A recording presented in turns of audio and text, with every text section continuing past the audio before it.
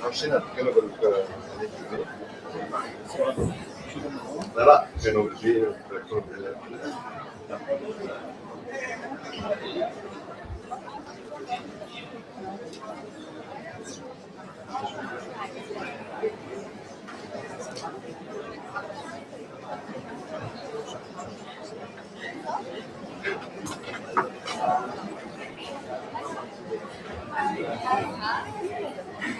Questo perché è la PlayStation.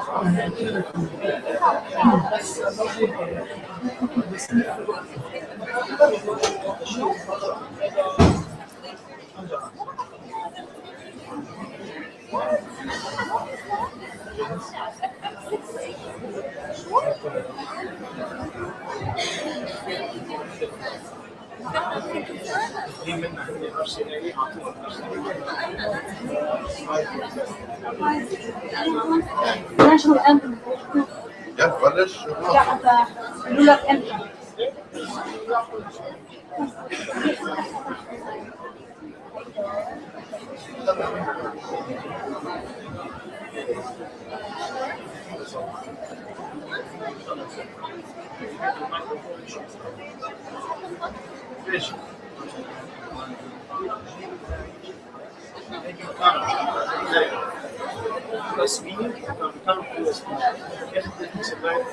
هذا هو هذا انا اطلع بعدين بيعمل حلو بكتبه انا بدي هذا ولا بس اعمل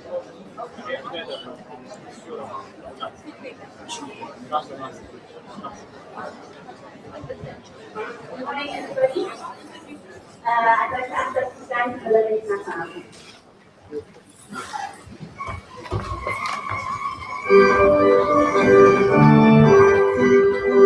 Sorry. لا يطلع أنا بطل ولا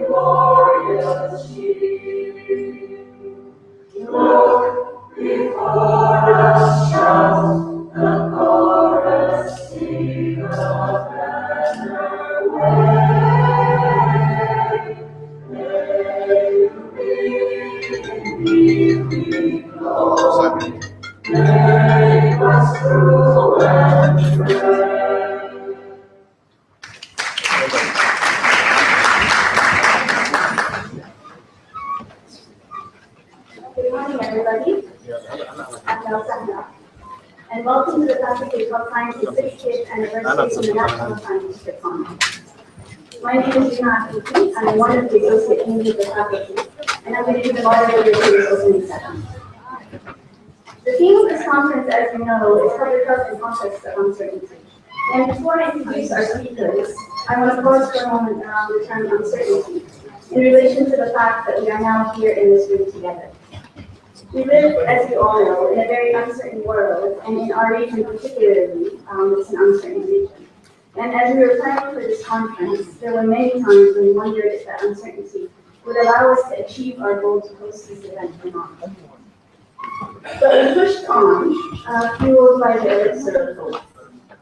Mahmoud Darwish, a brilliant Palestinian poet who passed in 2008, said, ليس الأمل مادة ولا فكرة إنه موهبة. Hope is not a subject nor an idea, rather a talent. And is a talent in which people who work in public health excel. I stand here looking out into a sea of family and friends, a sea of committed public health practitioners, researchers, academics, decision and policymakers, and students. Dr. Harout Al-Minyan, a former dean of this faculty, in a paper written in 1988 on the search for invariables in public health, listed the personal characteristics of the public health professional as one of those invariables. I tend to agree. My interactions with those who work in the service of public health suggests that the commitment, passion, search for justice and equity is unbounded. And I feel very privileged to be part of this community. I do want to take this opportunity to thank the Oversight Committee, the Scientific Committee, and the Social Committee for their amazing and uncertain commitment to making this conference a success. Each and every committee member took on roles that were vital to the success of this effort, and I felt surrounded by a social scaffold that created and energized.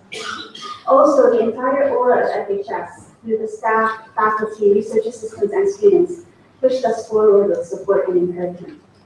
This scaffold extended beyond the faculty to many critical functions at the university level, including the top administration, communication, IT, protection, the West Hall team. And I would be, of course, remiss not to mention the team from our conference organizers, trust and traders, who organized and responded to minute and detailed requests, filling their inboxes daily and constantly, always responding with a smile. Our sponsors, Vegas by Mike and Boyker, are also thanking them. This type of total engagement in work, whatever the work is another constant that defines public health. I think Quran Hadith defined our work in public health well. He said on work, "You work that you may keep pace with the earth and the soul of the earth." And what is it to work with love? It is to weave the cloth with threads drawn from your heart, even as if your beloved were to wear that cloth. It is to build a house with affection, even as if your beloved were to dwell in that house. It is to sow seeds with tenderness and reap the harvest with joy, even as if your beloved were to eat the fruit. It is to charge all things with passion, with the breath of your own spirit. We are indeed honored and humbled by your presence with us today, and look forward to learning together. So let's get started. A few informational tidbits.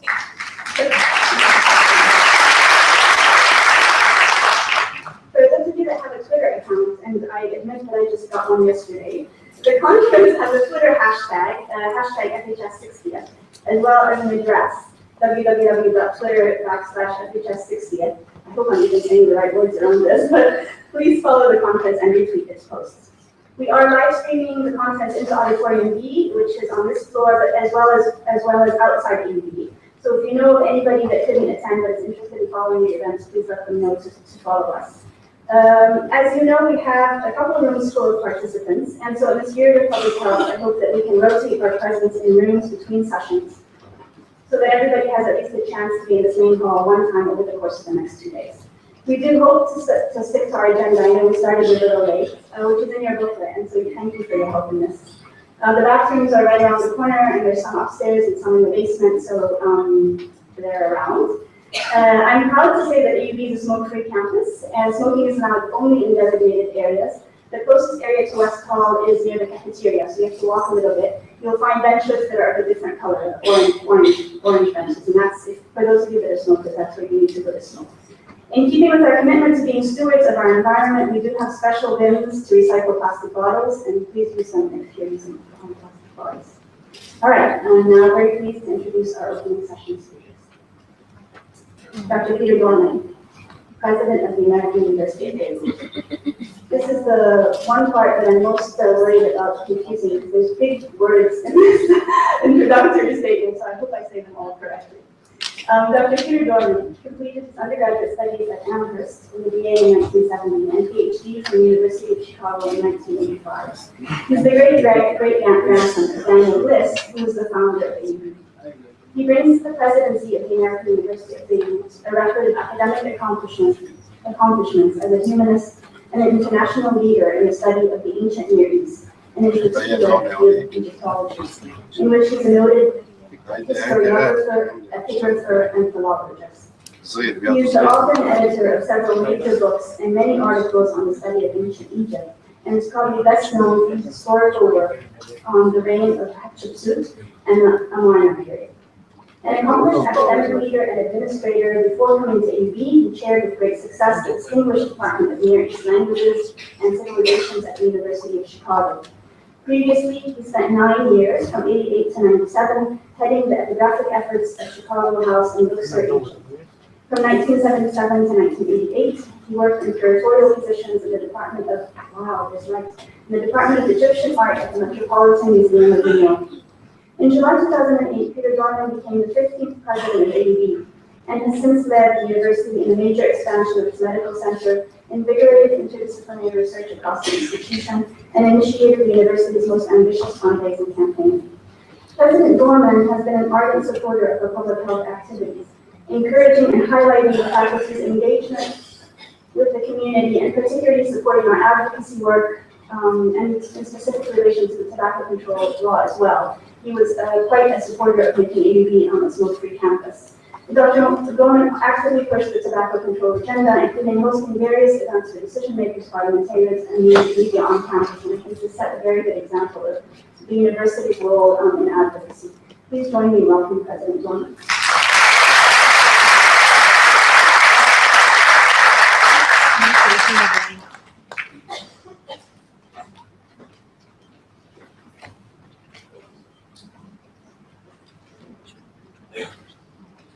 Good morning, everyone. It's a special pleasure to be present with all of you today to help open this conference and to welcome all of you to the American University of Beirut, or in fact, many of you welcoming you back to AUB. On the occasion of the 60th anniversary of the Faculty of Health Sciences, I'd like to highlight why this faculty, for its size, has made such an outsized impact. Since its founding in 1954, FHS has been a leader in tackling issues of regional as well as global concern. Its faculty members have achieved enviable success through a unique model of networking, collaboration, and partnership with institutions and colleagues throughout the Middle East and North Africa. On this 60th birthday at FHS, let me just mention the three broad areas of achievement that come to mind. The first is the area of knowledge creation and collaboration. FHS is the nexus of a good number of regional research networks focusing on issues such as reproductive health, childbirth, aging, tobacco control, and youth. Most of these groups are hosted by the Center for Research on Population and Health. One example is the Women's Reproductive Health Working Group, founded by FHS professor and former dean, Dr. Hoda Zureik. This multidisciplinary research network includes anthropologists, economists, midwives, physicians, and nurses, as well as public health specialists, and has been active for over 25 years in Arab countries as well as in Turkey. With a strong focus on engaging young scholars, the center produces research on many aspects of reproductive health and disseminates evidence using a multidisciplinary perspective that is both culturally sensitive and policy relevant. Another excellent example of groundbreaking research being championed at the Faculty of Health Sciences is the recent book, Public Health in the Arab World, published by Cambridge University Press in 2012. Undertaken as a collaboration between FHS at AUB and the Institute of Community and Public Health at Deir Zayed University, this fundamental primer addresses important challenges and concerns related to health and well-being in this very important part of the world.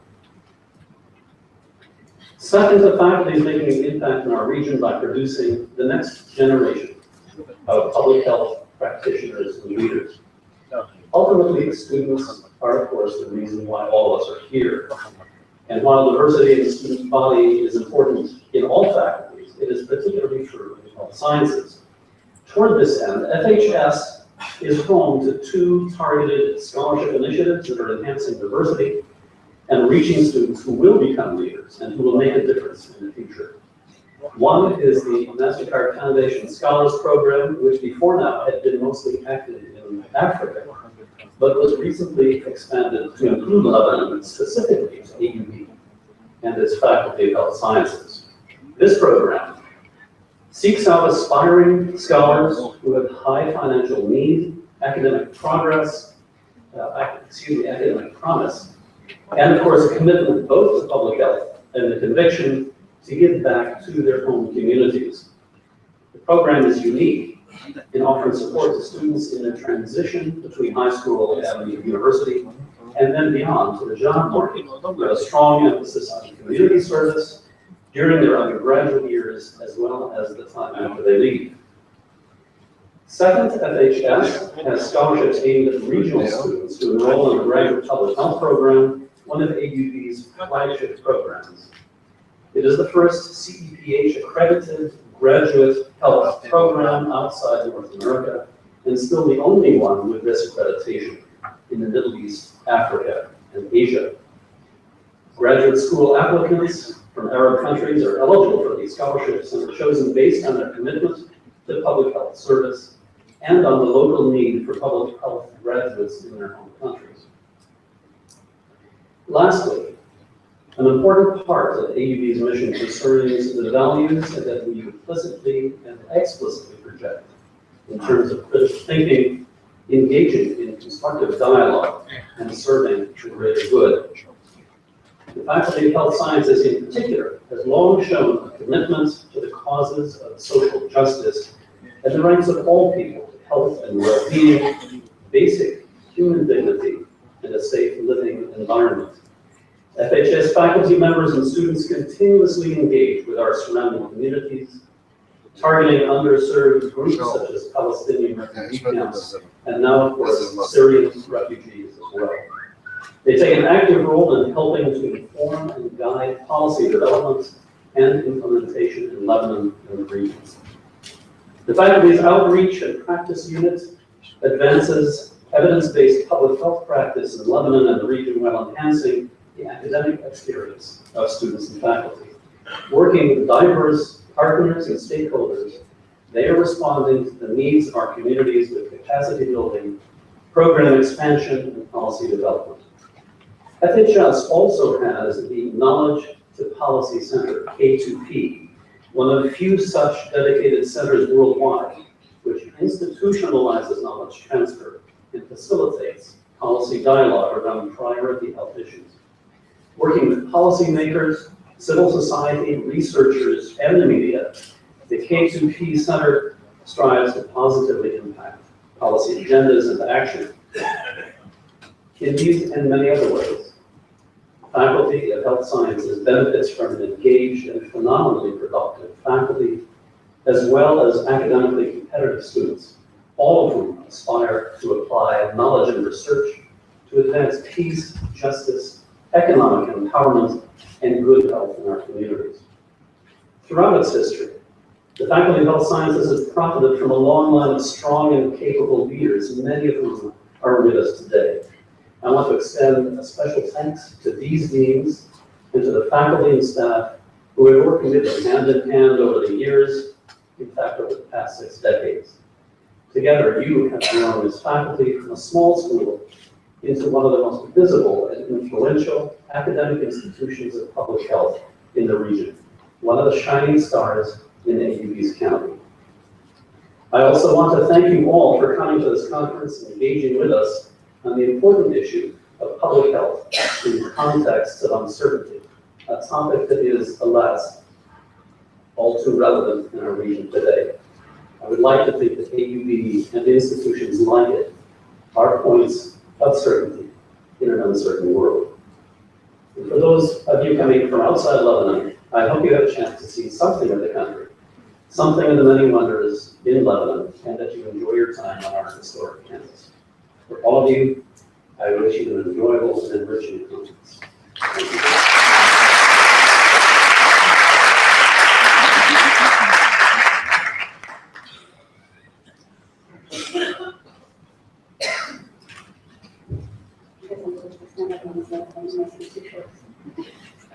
Before I introduce our next speaker, I just wanted to tell you a little anecdote that happened about 10 days ago, also actually indicative of sort of the uncertainty around this conference.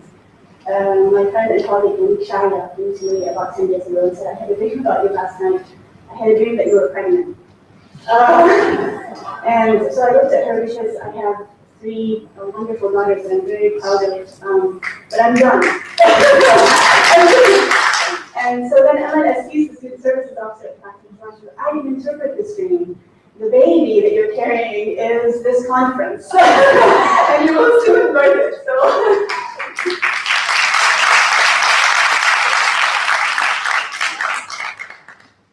I'd like to introduce Dr. Ada Anwan.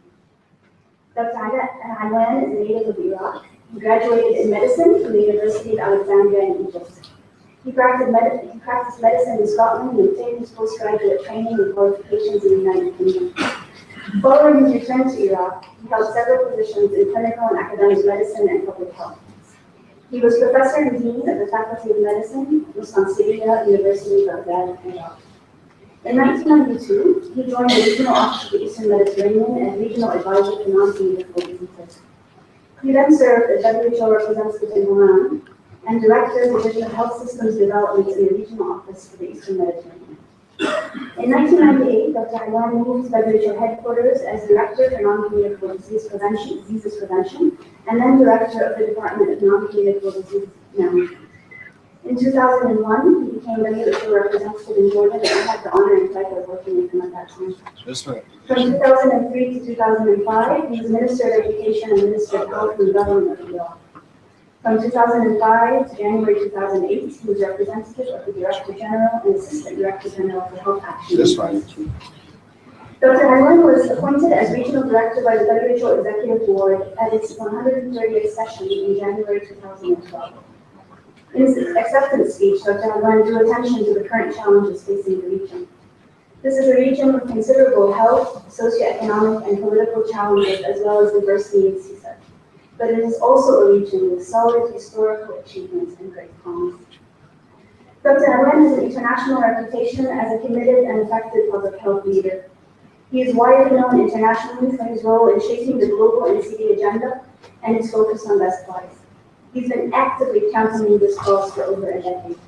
Please join me in welcoming the WHO Regional Director, Dr. Ayman.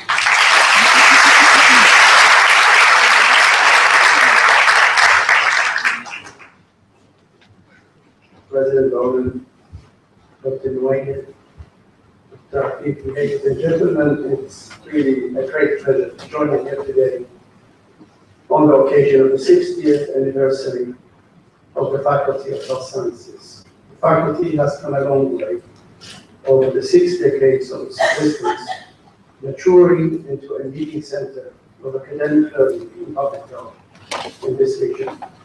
I'd like to congratulate the successive deans and also the staff of the faculty who have shown the vision and the will in both good times and very difficult times to ensure the continued growth and development of the faculty.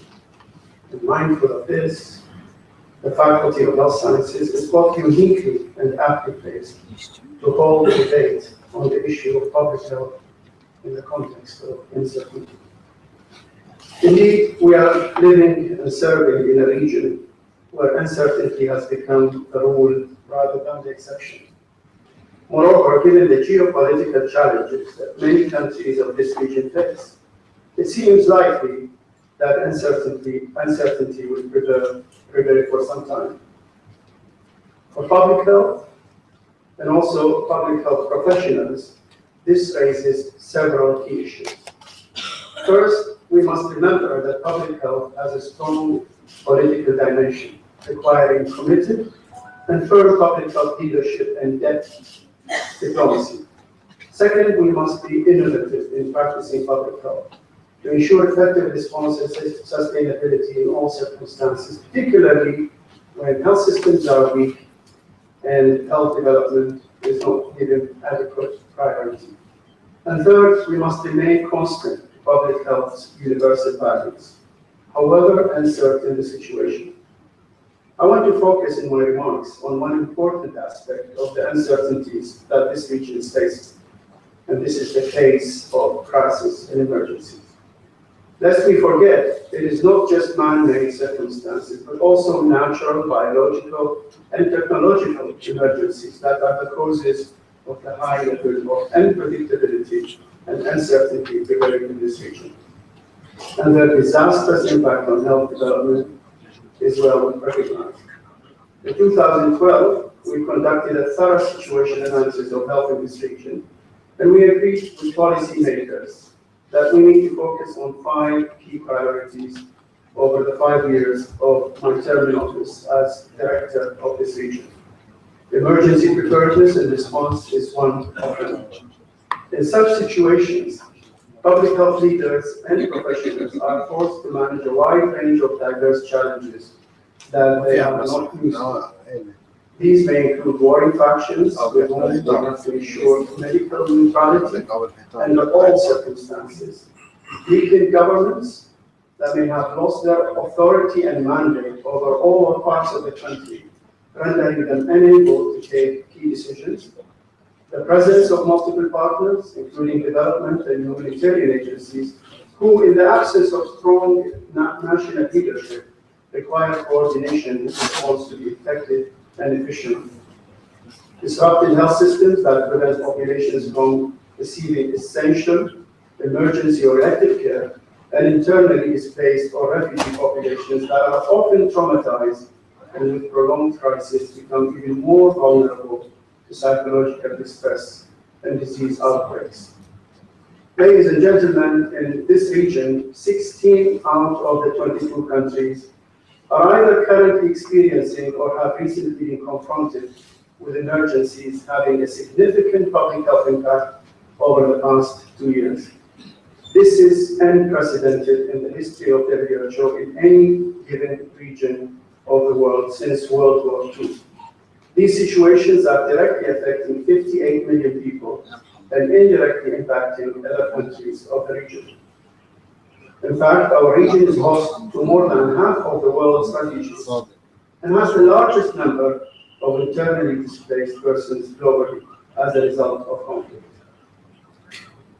I would like to share with you an example of public health in the context of uncertainty, which happened almost 10 years ago during my mandate as Assistant Director General of WHO, responsible for crisis and emergency. On the 7th of October 2005, and in a matter of seconds, almost 4 million people were displaced in Pakistan as a result of a devastating earthquake. What resulted was the almost complete collapse of the health system in the affected areas, with hundreds of thousands of people beyond the reach of rescuers called in to assist. Such tragic events, unfortunately, are quickly forgotten by some decision makers, especially when it comes to public health. Let me share another example closer at hand, which is the crisis in Syria. Beyond the devastating destruction, deaths, and abuses, we're continuing to witness in many parts of the country the public health strategy is beyond imagination. In a recent report published by SWAT, and in chapter on achieving the Millennium Development Goals, Syria has regressed to beyond 2010. According to the MDG index, the only country below Syria in 2013 in terms of progress in achieving the Millennium Development Goals is Somalia. The evolution of poverty rates have soared to 43% in 2013, compared with 10% only in 2010, and these rates are projected to increase further if the conflict continues. The crisis also resulted in resurgence of infectious diseases that were long since eradicated and forgotten, and polio is a good example. As well, one of the most dangerous declines is the environment sustainable goals, with less than 1/3 of the population having access to safe drinking water. In 2010, it was almost 90%. The situation in Syria is particularly explosive, as it is impacting all neighboring countries, particularly Lebanon and Jordan. And as I mentioned, uncertainty in relation to public health cannot be attributed to disasters and emergencies alone. In this interconnected world, the new and emerging health threats, such as the Middle East respiratory syndrome, coronavirus, continue to evolve, paying little heed to political boundaries as they spread and test the resilience of health systems to respond appropriately. Rising antimicrobial resistance is another global public health concern that strikes at the core of infectious disease control and is now considered a potentially catastrophic menace to global health in the 21st century. And indeed, the Ebola crisis in West Africa has exposed the fragility of health systems and the low level of public health preparedness in many countries. such public health challenges contribute to the level of uncertainty for individuals, for institutions, and systems alike, rendering us all vulnerable and exposed. Ladies and gentlemen, during or dealing with public health in crisis situations, including as a Minister of Health in a country in crisis, has been for me a continuous and profound learning process. One lesson that I have learned is that every conflict, crisis, or uncertainty carries its own sets of challenges and constraints.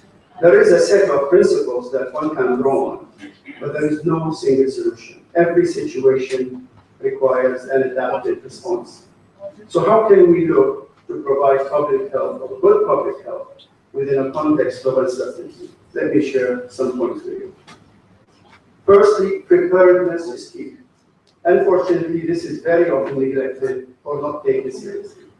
And for a country to be prepared, multi-sectoral coordination is vital. If a major crisis or unpredictable situation exceeds by definition the coping capacity of the affected community or country, how can we think that a single sector or a department can handle it on its own? This also applies to public health, where all disciplines and the whole health workforce should have adequate capacity and be empowered for the role assigned to each discipline and category under the agreed upon preparedness plan. Comprehensive risk assessment and management as part of preparedness ensures that the health system is able to remain resilient in emergency situations. Developing countries in Latin America and also in Asia that have developed their preparedness capacity have proved the success of this strategy, and we have the case of Bangladesh, which is particularly relevant.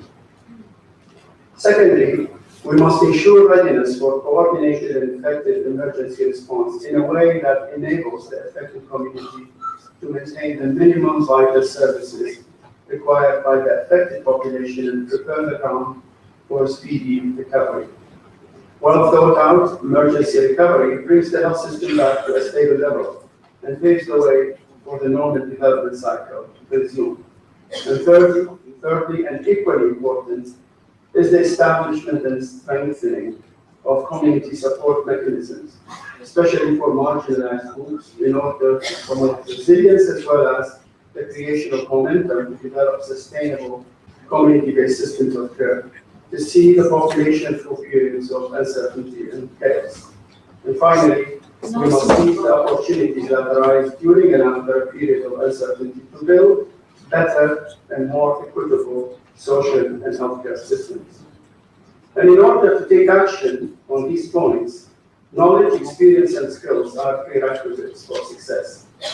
And talking today to an audience in an academic institution, it is our duty to prepare a cadre of qualified public health professionals equipped with the knowledge and experience to manage unpredictable situations and skilled emergency managers capable of developing and implementing strategies and programs to manage crisis and to preserve health sector achievements gained over decades of development work. Ladies and gentlemen, the public health community in this region needs to act. We need to be mobilized to protect health. And recently, member states of this region have endorsed a strategic vision aimed at increasing the resilience of countries to crisis and subsequently at ensuring effective public health response to risks and threats. These includes offering support to countries in developing clear policies and legislation in this area based on an all-hazard, multi-sectoral and whole health approach and paying special attention to safeguarding health facilities and the health workforce in times of emergency and crisis. And in this respect, the recent WHO Regional Committee for the Eastern Mediterranean, which is our governing body for this region, in its meeting that was held in Tunis just last month, attended by ministers of health in the region and public health leaders, adopted a landmark resolution setting the scene for an enhanced country and region-wide readiness to protect public health in times of crisis and to manage such events in an efficient way. And the key decisions adopted include The request to all countries to strengthen their health systems in order to prevent, prepare for, and respond and recover from emergency crises, to promote, establish, and test inter-country agreements for mutual assistance in case of major emergency exceeding the coping capacity of an affected country, develop a national pathway of emergency management experts readily deployable to the scene of a declared emergency, and create a regional emergency solidarity fund to which all countries of the region will contribute from both the WHO budget allocated to countries and also on voluntary basis, and strengthen a health logistic hub to stockpile vital emergency aids for immediate shipment to affected countries in case of an emergency. The ultimate goal is to promote national and regional self-reliance in emergency and crisis management, as well as empower and protect health systems. Ladies and gentlemen, let me conclude by stating that the public health of today is different from the public health we studied in school. And the 5 public health priorities that we set for the region in 2012, many challenges require political and socio-economic solutions rather than just health interventions. And that is why engagement with non-health sector is the basis for the way forward in many of them. Public health today is severely impacted by emergencies and crises, and it also remains highly vulnerable to many uncertainties to come. So we need to act swiftly and efficiently by fully integrating within our health systems the concepts and strategies for preparedness, response, and multi-sectoral actions. And this is obviously a very ambitious agenda in which the human factor and capacity building through education and training are vital. So this prestigious institution, whose 60th anniversary we celebrate today, can and must play an important role in making it a reality. Thank you very much.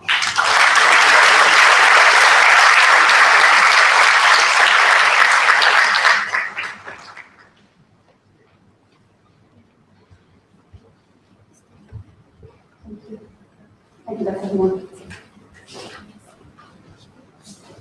I'd like to introduce next Dr. Stephen Miller. Dr. Miller is the Vice President of the International Development Research Center of the RC from Canada. A trained economist and sinologist, Stephen Miller has spent more than 3 decades studying Asia's rural development. Prior to becoming Vice President, Dr. Miller was the Director of IDRC's Agriculture and Environment Program. This program is dedicated to supporting research that seeks to increase agricultural productivity, as well as food and water security while ensuring environmental sustainability. Previously, he served as IDRC Regional Director in IDRC's South Asia and China office in Delhi, and in the Southeast and East Asia office of Singapore. Dr. Miller has worked with the Ford Foundation in Beijing, where he was responsible for its economic security program in China. He's taught at the University of California and worked with the World Bank on the critical generation of investments in China's rural development. IDRC as an organization has been a staunch supporter of the work of the Faculty of Health Sciences, willing to engage in institution building grants, which are quite uncommon among funding organizations. In addition, our experience with IDRC suggests a model of engagement with grantees that's based on dialogue and support, of understanding complexity and context, and working with promising ideas. Please join me in welcoming Dr. Stephen Miller.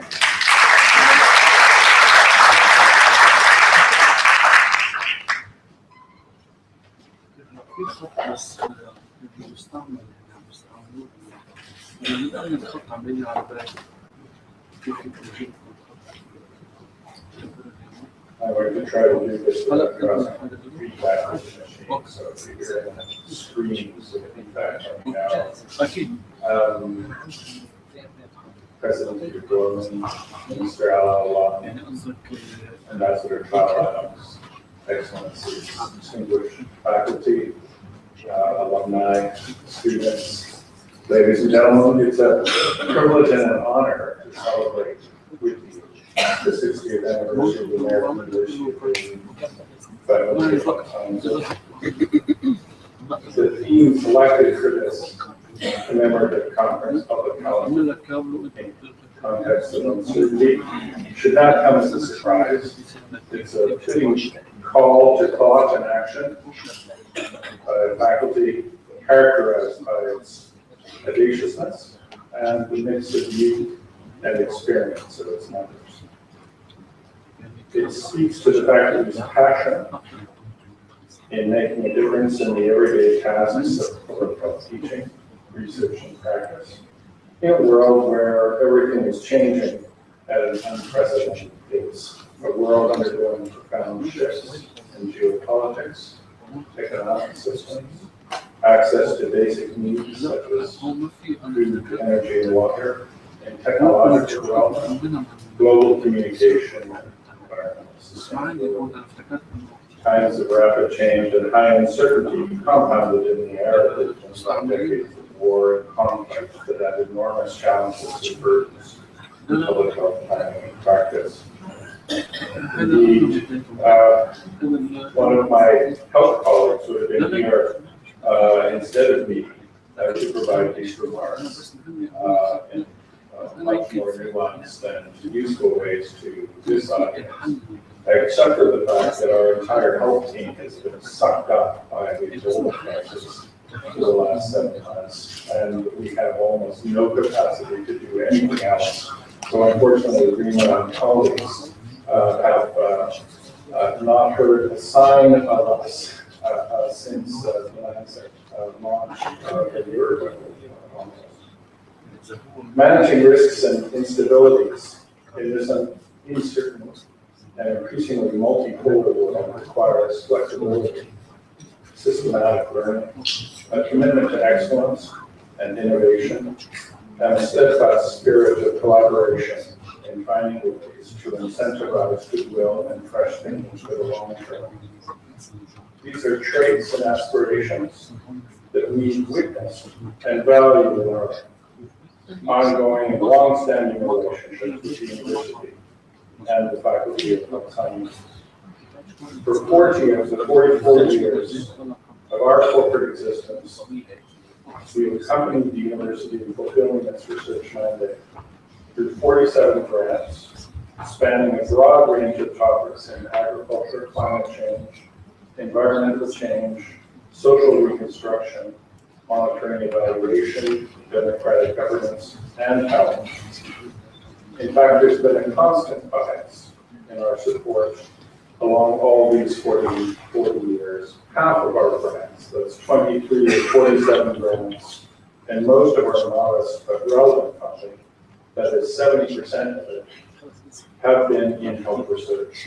And the vast majority of these, about 20 of the 23 projects, have been carried out by members of the Faculty of Health Sciences at the American University of Jersey. Our continued support over the 4 decades has been based on merit and compatibility we see of the faculty's work with the core principles that have guided our center from its inception. One is the idea that of development from within. Another is the shared understanding that this development cannot happen without robust knowledge and innovation. The development and support of emerging talent and the drive and commitment to build partnerships and the institutions required to solve problems at scale in a country and region. The testing to this merit and compatibility of aspirations are many examples. One that's been spoken to already is the pioneering work on tobacco reform by the Faculty of Health Sciences, to which we've been proud sponsors these last 12 years. This work brought tobacco control policies to the forefront of policy debates in this country and led to Lebanon's first tobacco control law passed in August 2011.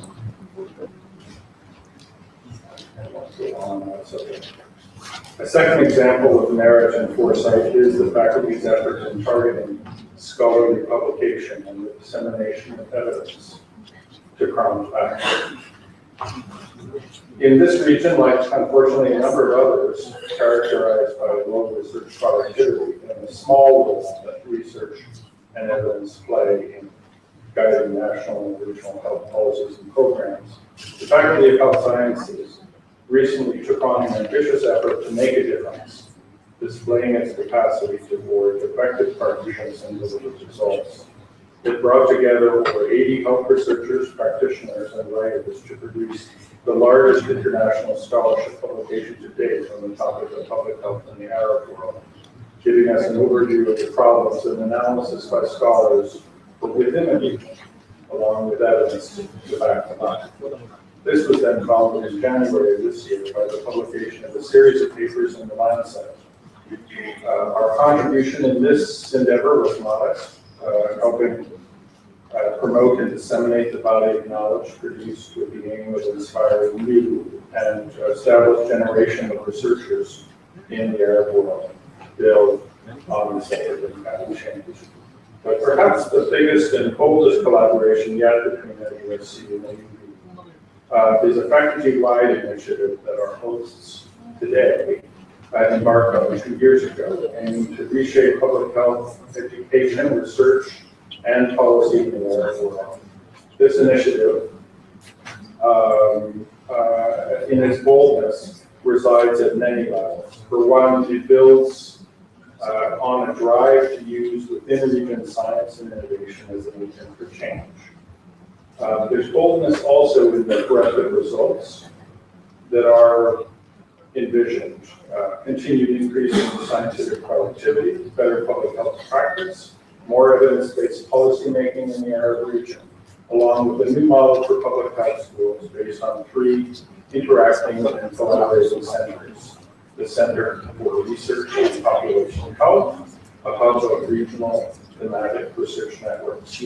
Supporting these networks in knowledge translation and building the capacity of policymaking institutions for better health is the newly created Knowledge to Policy Center. And closing the loop with the aim to strengthen the day-to-day work of public health professionals is the Center for Public Health Practice. There's boldness as well on the diversity and reach of issues to tackle, from increasing the regional reach of established multi-country networks, such as the Reproductive Health Working Group, with more than 25 years of existence and 14 countries participating, and the influential Tobacco Control Research Group, along with emerging multi-country networks on agriculture, environment and health, on non-communicable disease researches, on warfare and public health, and on occupational violence, allowing room as well for emerging priorities of relevance to the region. There's boldness in the conduct of the faculty and the faculty level. They're walking the walk, and walking the talk, and living, experiencing, and troubleshooting the public health models they wish to promote. And finally, there's coherence with the principles of development from within and science for a better world, with the characteristic enthusiasm of the faculty and multi-country networks in providing mentoring and support to a new generation of researchers and to encourage the retention of committed and bright young minds in the region. Thank you very much.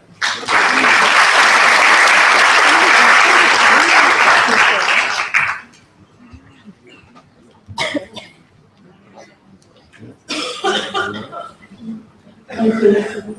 I think in the spirit of the new generations, I do want to note that in this room we have, I think, 20-year-olds and almost 90-year-olds, which is amazing.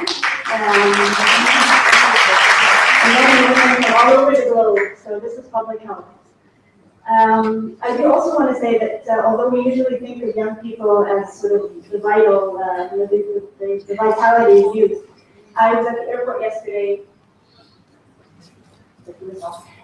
just to greet the Gangarosas and Christine Moreau and Kathleen Miner.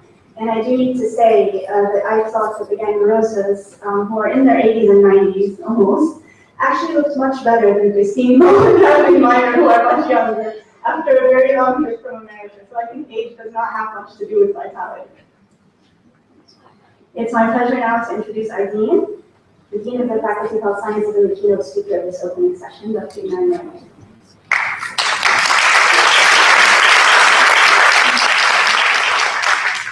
Imran is a professor and Dean of the Faculty of Health Sciences at the American University of Beirut. He received his MD from AUB and his MPH and DRPH in Occupational Health from the Johns Hopkins University. He's American Board Certified in Occupational Medicine. He's a member of the editorial board of the International Journal of Occupational and Environmental Health and an elected fellow to the Collegium Ramazzini since 2004. He was inducted into the Johns Hopkins University Society of Scholars in 2012.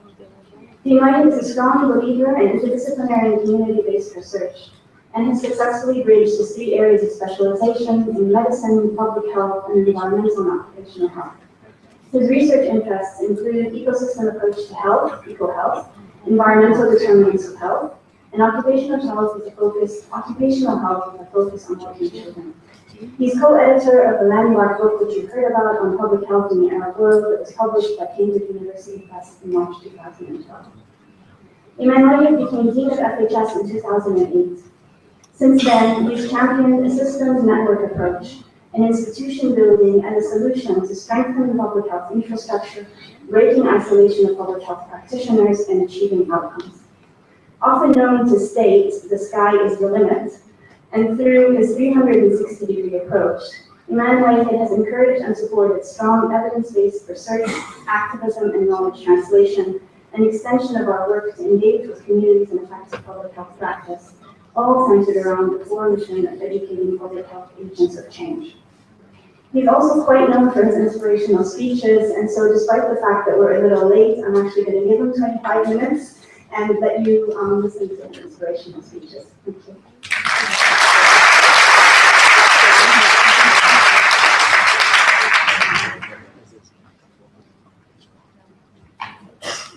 I'm going to take 30 minutes.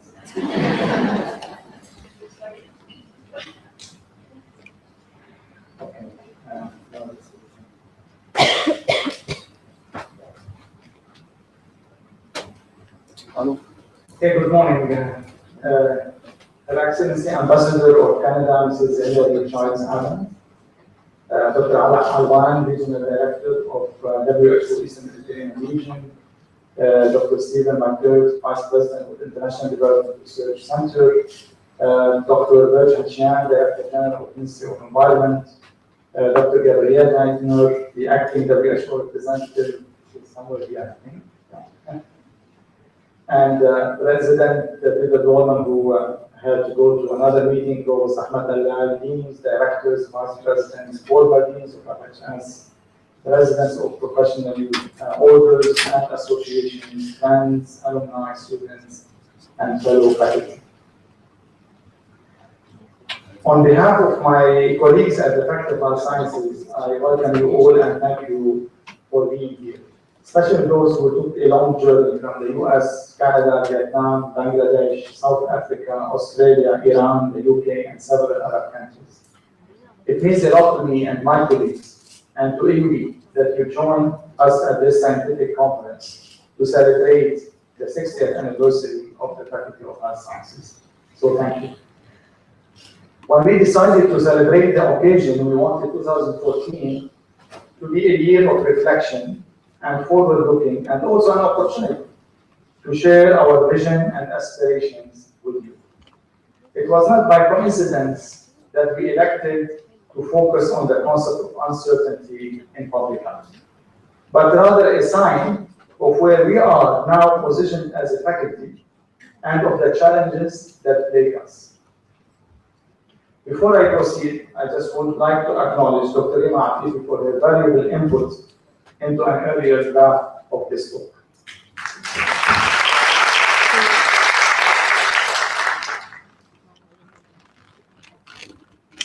A week ago, at a cozy poetry recitation evening, I met a financial analyst who expressed concern about the decline in the price of crude oil.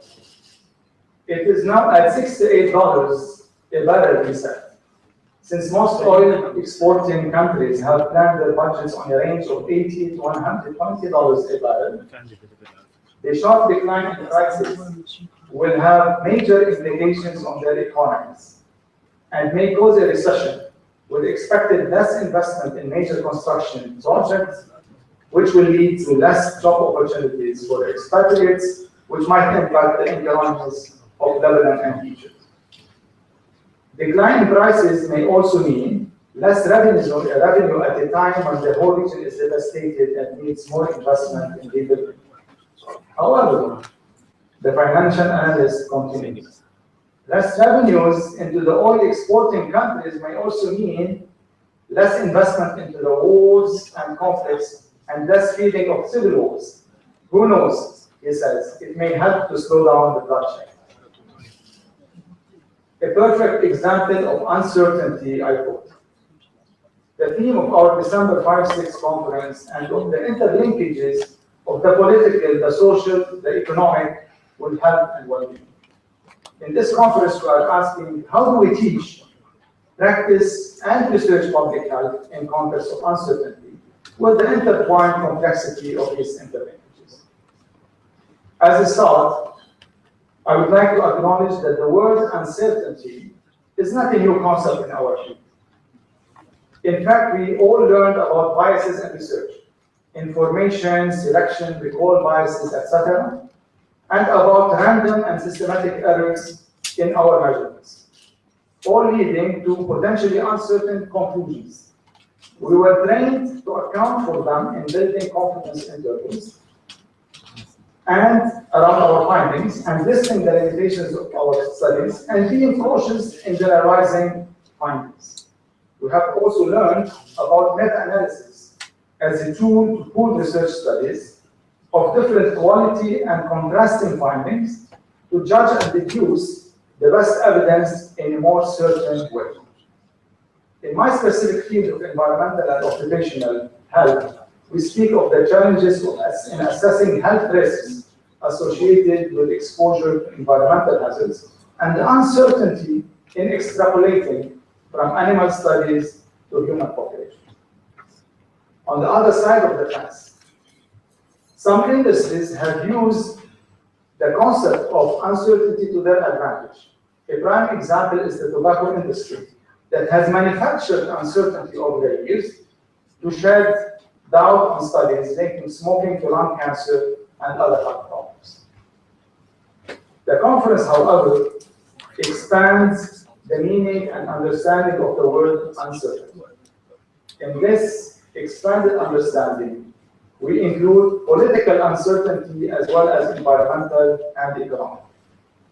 Though wars and conflicts are flagrant examples, uncertainty is not limited to our region or the global south alone. Uncertainty, I would argue, is in fact the defining feature of our globe and a clear reflection of global inequalities and the imbalance in global powers. Why is it, however, that I think this expanded understanding of uncertainty is needed? Many would say that we have always lived in a context of uncertainty and did fine. Allow me to be controversial and say, although we may have been surrounded by this type of uncertainty for a long time, the extent to which it critically and conceptually influenced our teaching, research, and engagement was not enough. And to make my point, I will use partly the history of our own faculty. And I'm going on a limb here.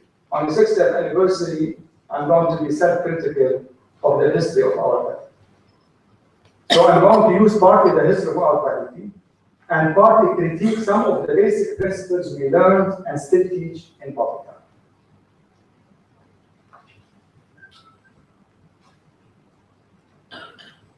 In 1954, AUB established what was called then a School of Public Health. The school offered only certificates and diplomas, no degrees, in basic laboratory techniques, sanitation, sanitary science, hospital administration, maternal child health, midwifery, public health education, public health statistics, and administration for physicians for 8 years. The BS in environmental health was launched in 1961, and an MS in parasitology in 1962, and nothing new until 1971. So during the period of 1954 to 1971, I assure you, and you know, that our region was definitely not certain and nor stable. In 1948, the State of Israel was established on the homes and lands of Palestinians, many of whom overnight became refugees in Jordan, Syria, Lebanon, and other countries. Right after, several Arab countries witnessed a series of military coups. Jamal Abdel Nasser in Egypt nationalized the Suez Canal and the Egyptian economy, popularized education, and provided wider packages of health services. In the same period of 1954 to 1971, our region witnessed the British-French-Israeli attack on Egypt in 1956, the fall of the Iraqi monarchy in 1958, a 6-month civil war in Lebanon in 1958, and the June 1967 war and the occupation of East Jerusalem, the West Bank, and Gaza by Israel, and the rise of an armed Palestinian resistance. Despite all this, from 1954 to 1971, a full 17 years, our training in public health was basically technical. There seemed to be a total disconnection between our programs at the then School of Public Health and the surrounding circumstances. Nothing trickled into our academic programs, although, and I have to underscore that, although many faculty members were very active in the field and some made a remarkable impact on the health of people in Lebanon. In 1971, we launched a Master of Public Health program, which clearly marked a new phase in the life of our school. Between 1971 and now, I would say our school has been transformed several times. In 1978, we became the Faculty of Health Sciences with Eugene Gangarosa, who's with us today, as a founding dean.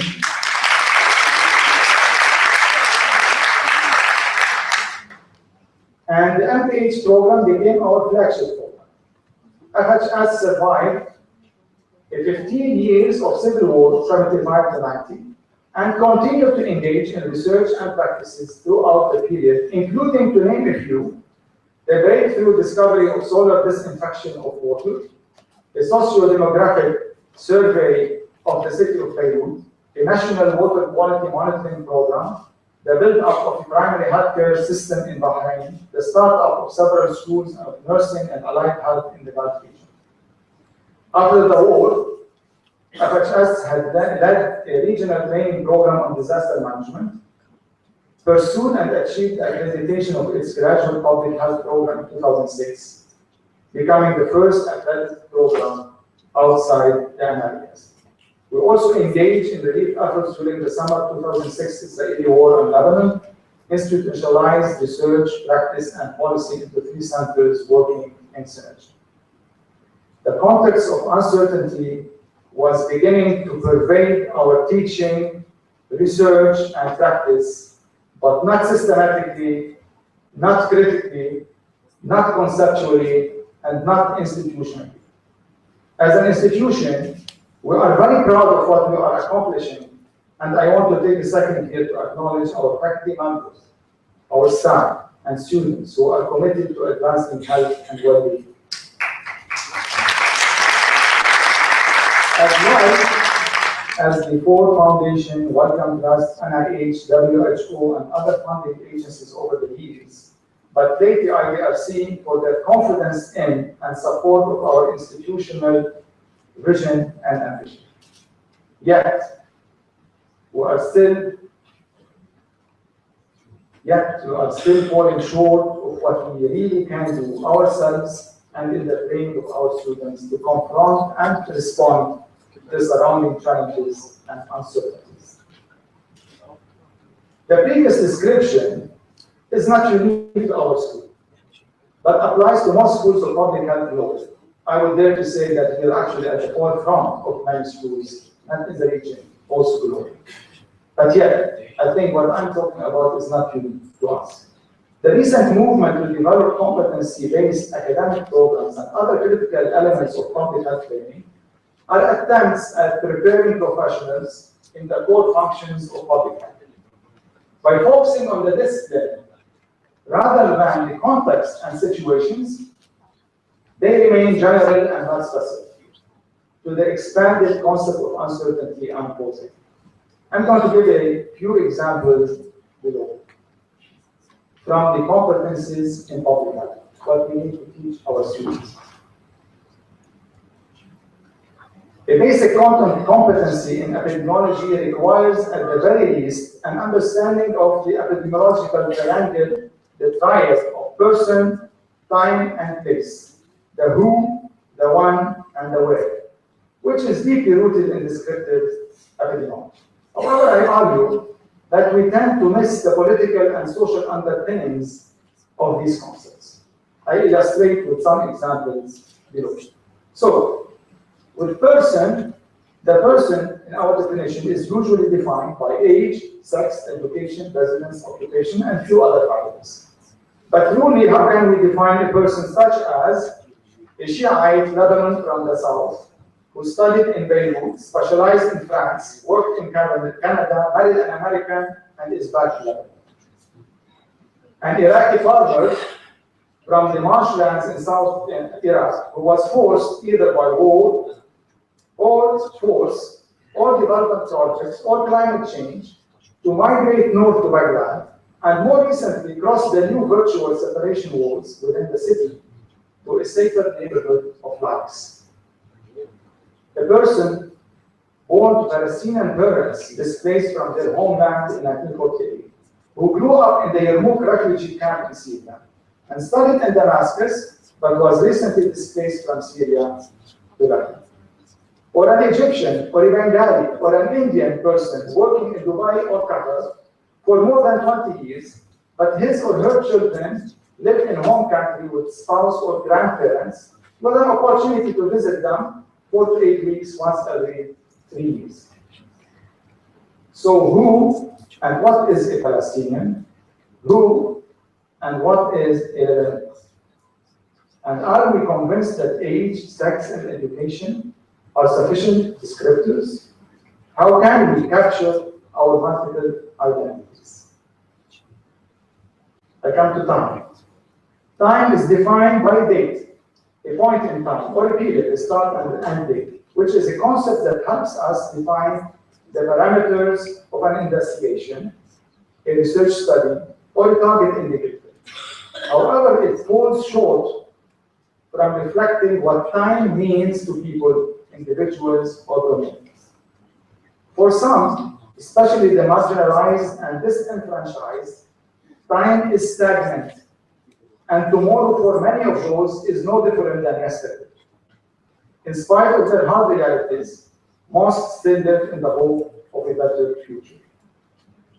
For others, time moves backwards. When you leave Aleppo and drive east away from the city, a Syrian public health colleague told me in 2007, you go back in history and you can imagine what Syria looked like 50 or 100 years ago. Now, much of that history in Aleppo, especially the old quarters, has been destroyed. On the other extreme, time is moving so fast, and our children, for example, are exposed to an amount of information through media and internet in a couple of years that is more than what we were exposed to in a lifetime. When a 3-year-old child is playing with an iPad on a Saturday morning, he or she is actually looking at the world, which brings me to the concept of place. Place is defined as the place of birth, or residence, or work, or death. Our concept misses on the journey that defines our life between birth and death. Research in poor urban areas surrounding Beirut has shown that people's social networks are not defined only by the place of residence. As for many of the adolescents, for example, it is built in cyberspace. Young men and women who never visited the Hamra district in Beirut, our district here, are actually friends with peers from China, Sweden, or the US. How can we include cyberspace as part of our understanding of place in the field of public health. How can we manage our multiple and sometimes contradictory affiliations to place? In Lebanon, for example, no matter where you are born, no matter where you live, and no matter where you die, you are always registered in the civil registry of your original town and city. And you will only vote in your tribe. In the US, the duties and responsibilities travel with place.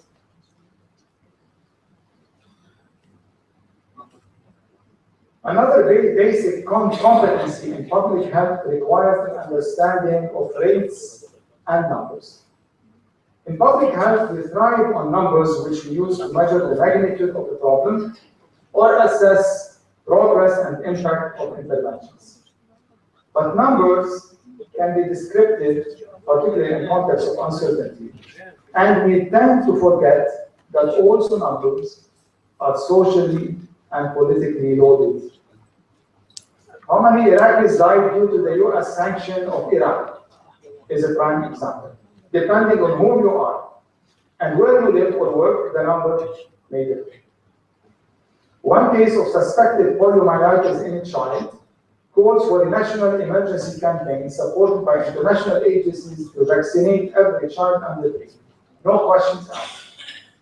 One case is too many, and rightfully so, because one case could be an indicator of the failure of the national immunization program or even the healthcare system. In contrast, thousands of children around the world die of diarrhea, hunger, and malnutrition, but the international community is not as galvanized. 1 billion people, 15% of world population live under extreme poverty line of $1.25 a day as defined by the World Bank. Some even question if we need numbers when the stark reality hits us in the face. Rates also require denominators. And so what is our denominator in Lebanon when the last census in this country took place in 1950? And the number of residents changed on a daily basis with the waves of the displaced and refugees. Under numbers, we are all focused on rates and averages, on the majority, on the norm.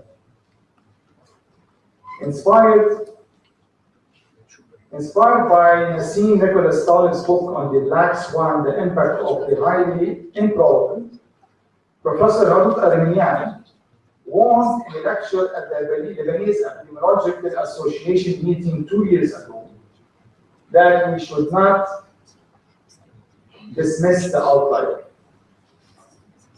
the odd person, the unpredictable result, and the stories of individuals. Because the most important pieces of the puzzle may be there. This is where qualitative and ethnographic studies come in handy. Nassim Taleb speaks about Mediocristan, where the normal, predictable, and easy to measure dominate. He argues that the real change and impact happens in extremism, where nothing can be predicted accurately and the unlikely and impossible occur. I will return to this idea a bit later.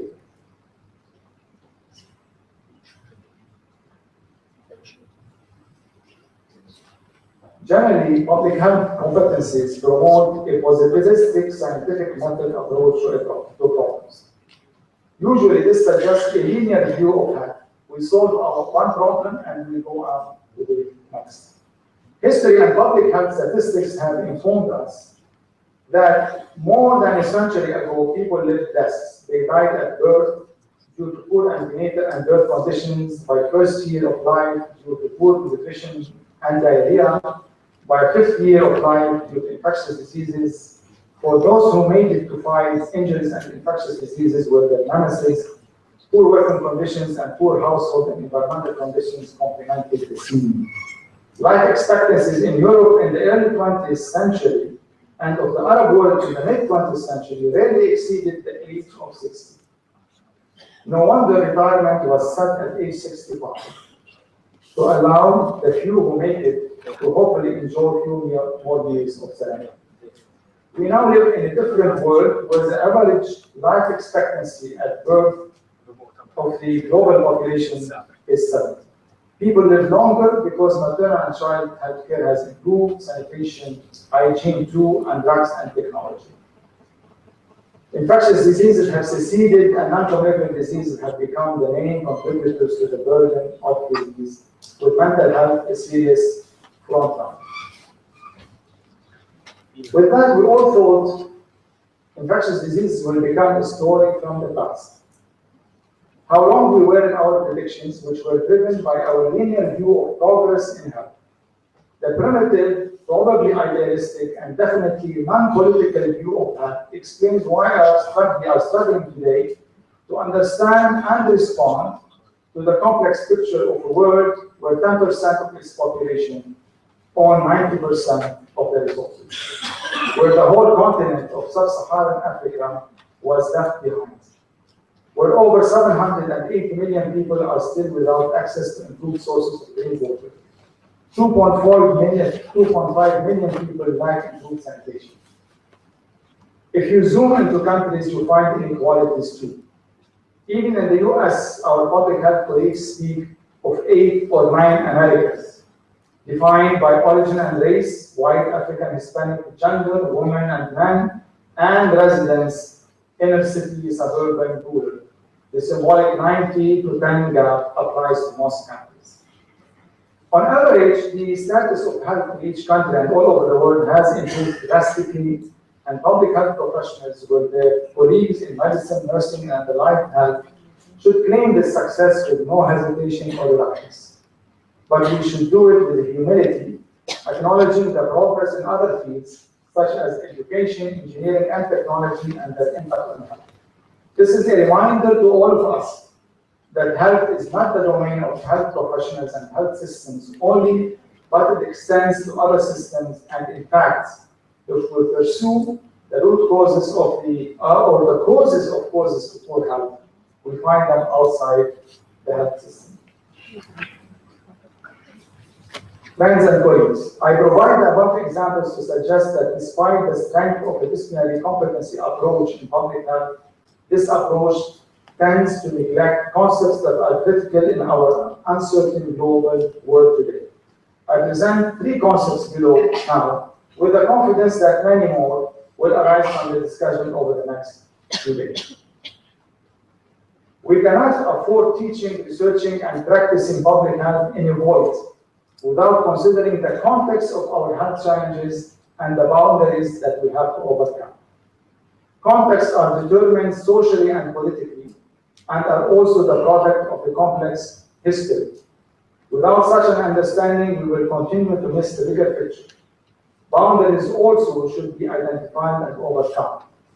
In a recent paper published in the Lancet, our colleagues presented the concept of therapeutic geographies, where they spoke about the invalidity, perhaps, of thinking about national health systems when the political borders are porous.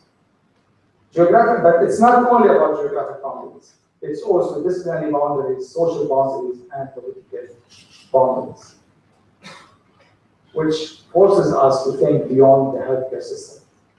For those who observed the slogans and demands of the Arab uprising in 2011, it's rare that health was demanded. People called for justice, freedom, jobs, and rights. People demanded dignity. For a real change in health and well-being to occur globally in our regions and countries, health professionals in general and public health professionals in specific must act as agents of change, calling for freedom of expression, equity, and social justice. The third element we need to add to context and boundaries is uncertainty, and we are probably heading quickly into defining public health as the science and art of managing uncertainties, be it environmental, political, or economic. Which brings me back to the concept of the extreme stand, where I think extreme stand is becoming the norm, as Dr. Alwan mentioned in his speech, not only in our region, but around the globe.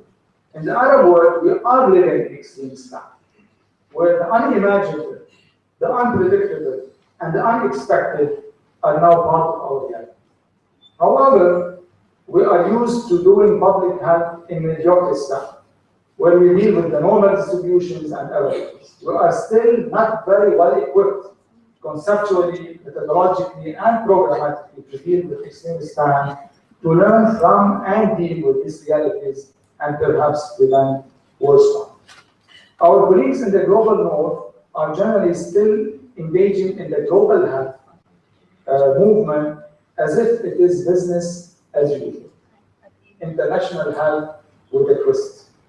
We in the global south are either reluctant to engage or complacent in silence. This cannot continue as such, and we need to break out of our silos, cross these geographic and intellectual boundaries, ask new questions, focus on the extremes, and engage in solving it together.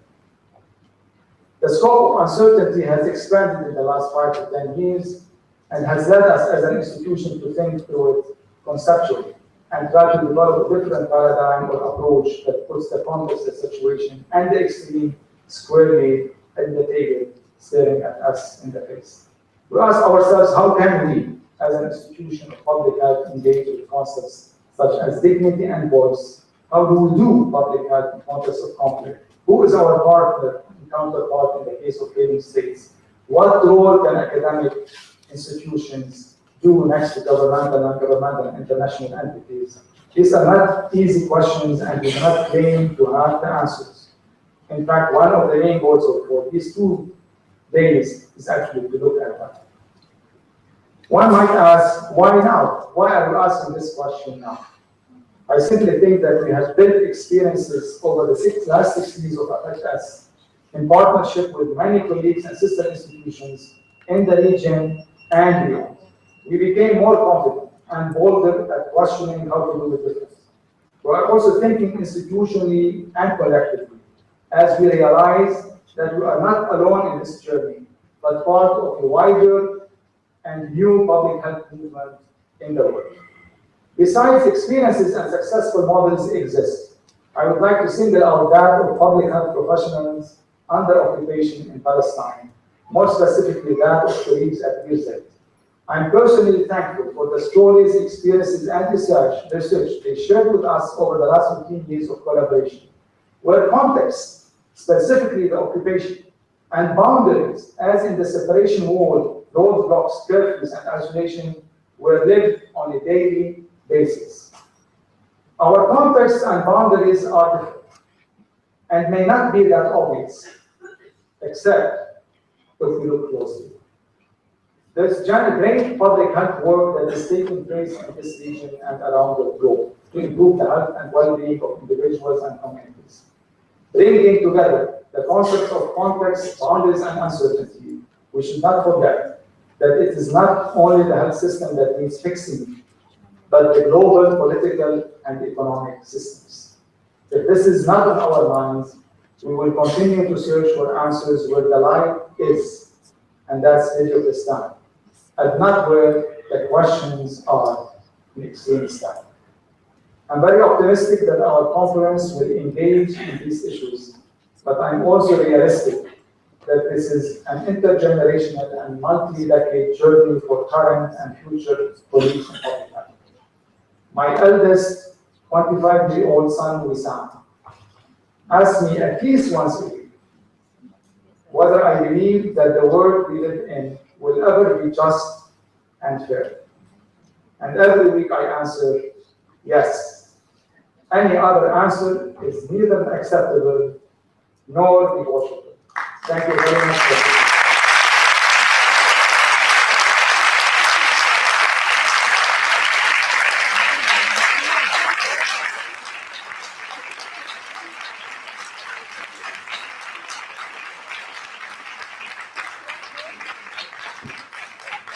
Thank you. With that, we are at the conclusion of our opening session. If you could take 15 minutes for break and come back at 11, that would be excellent. Thank you, everybody.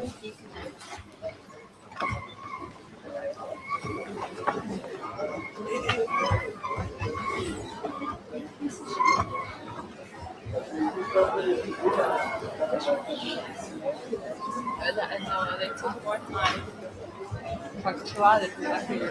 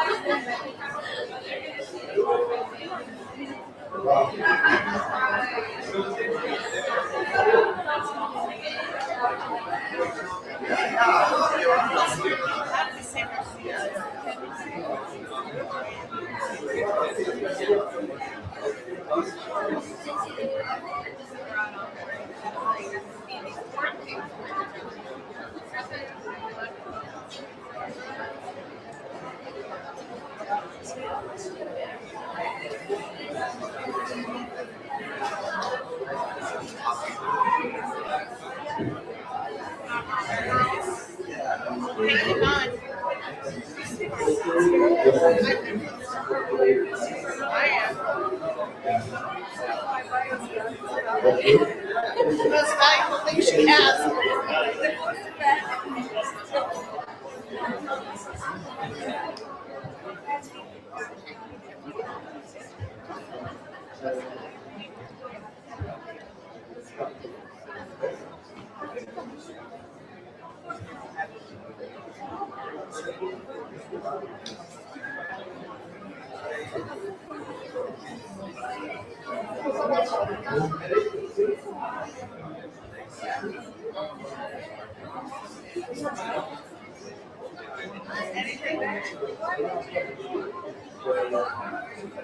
They're in charge of guarding us.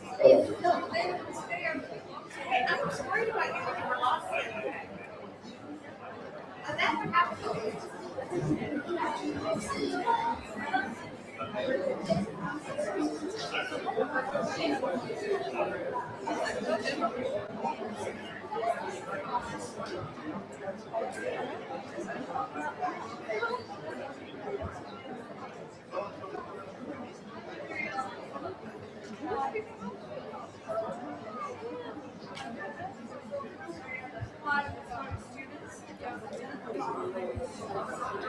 have international people on the website. Sit in the live streaming. You know, you're finding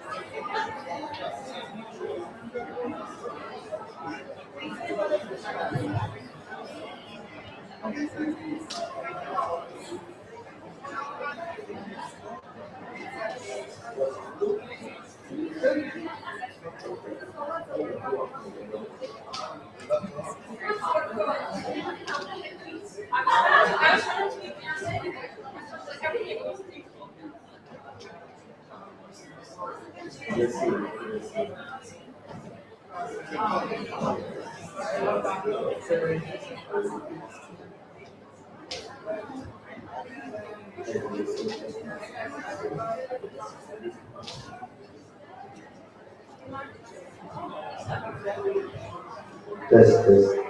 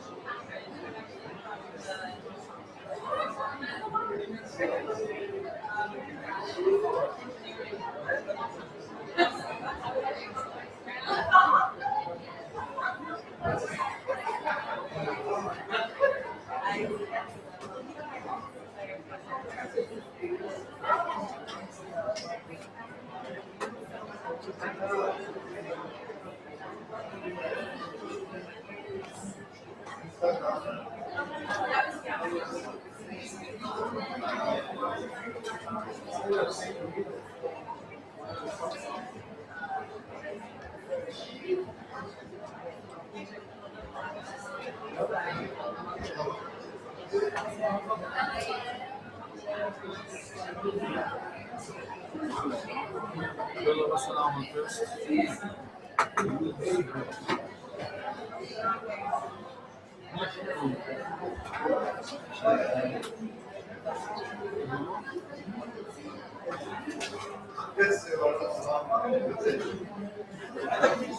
انا قبل شيء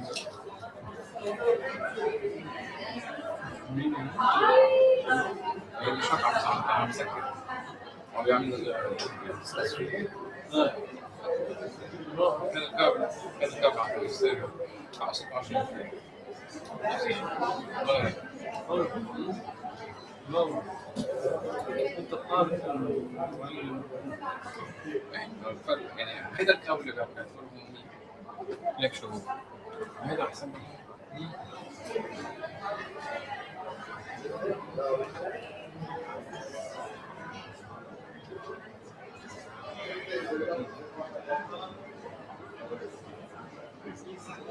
هذا وين بده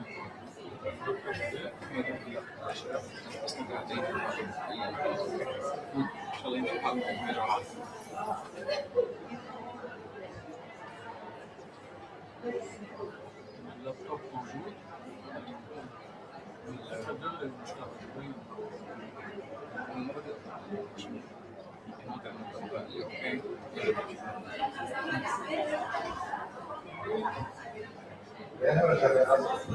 بس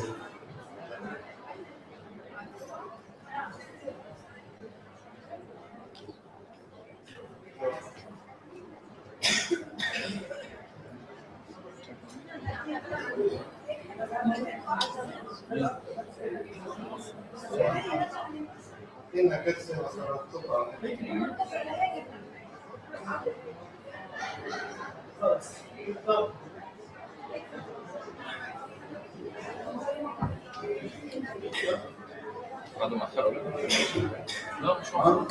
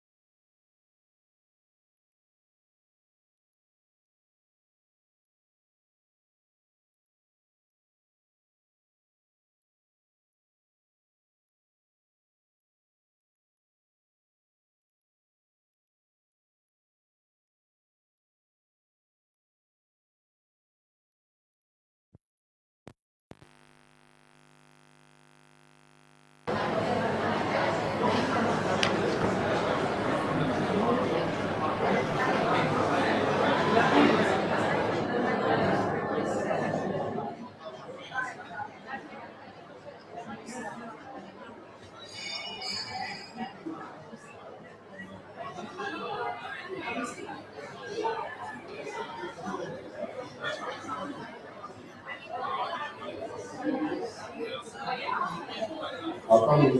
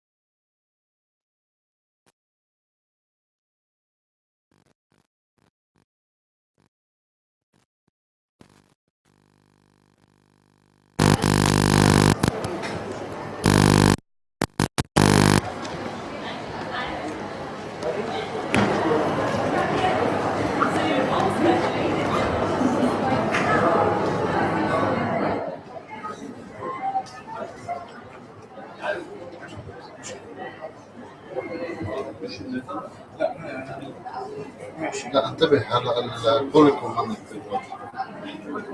انا عم بحكي عن هي عم تعطيني اشاره هي البوليكو فاصل. بينهم هي فاصل بوليكوم عم يفوتوا على 5 دقايق. هلا فصلت البوليكو من عندك. بيكون دقات الكابل ما تقدر.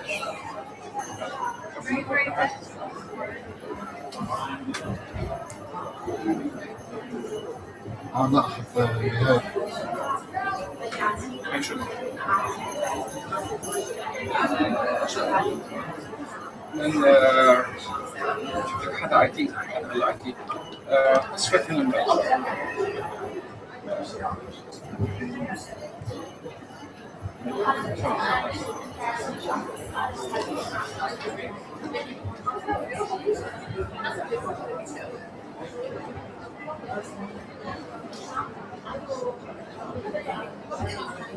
بعد فاصل بوليكوم هاي 3 سنين.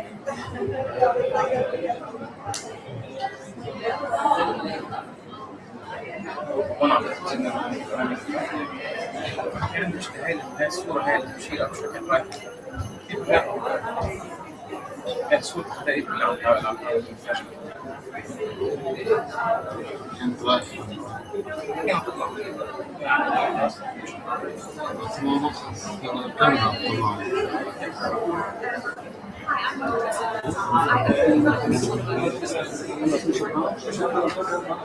هاتك قلت لي قبل هلا ما عاد فيني نجرب. انا قلت له النظام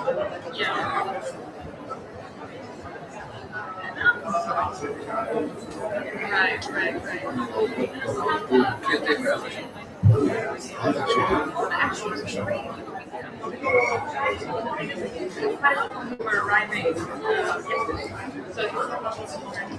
شوي راح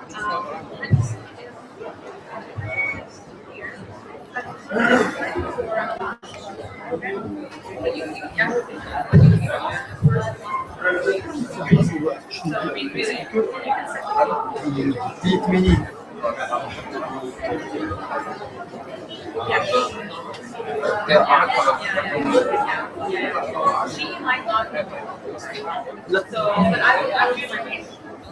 But I mean, part of our, yeah, don't worry about it,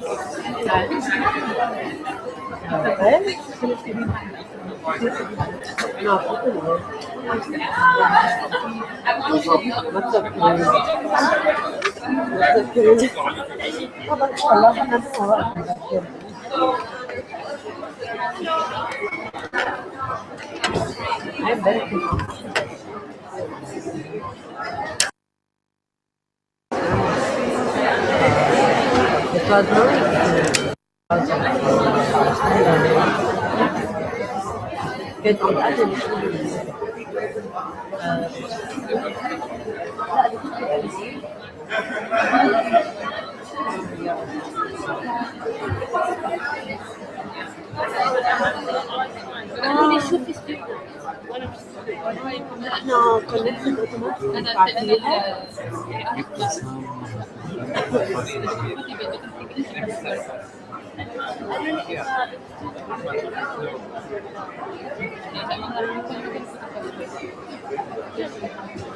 انا صراحه ما بعرف اعمل لي كونكتد اوتوماتيك انه هم بيعملوا بس ممكن الجاز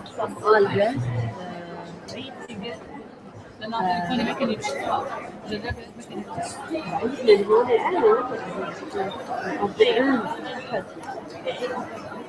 هلا هيك اصلا ما بدي ولا مره كنت انا مجربه قبل ما نحن بنستعمل هيدا بالضبط مثل من العادي هيدا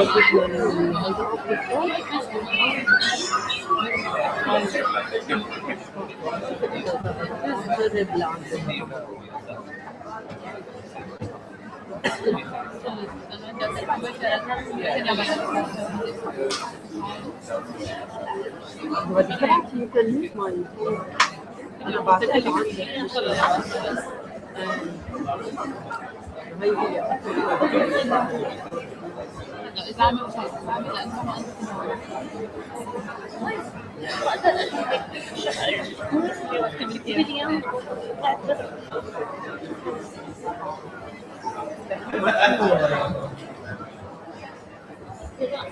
بس في كونكشن اصلا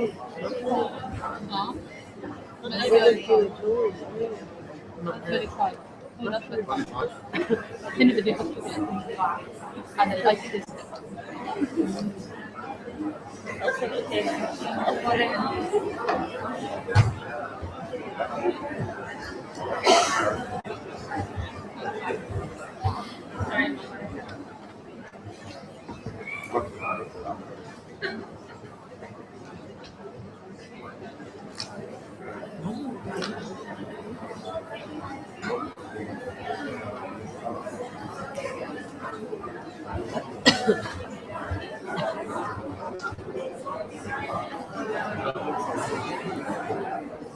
الجهاز هذا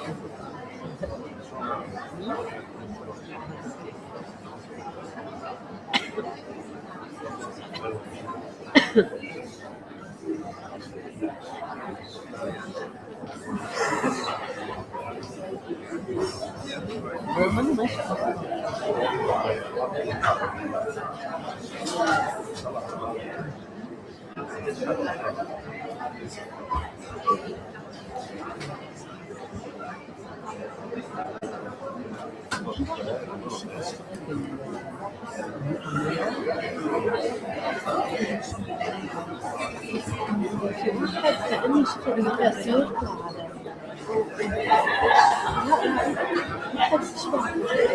على بس كأني شفت صورته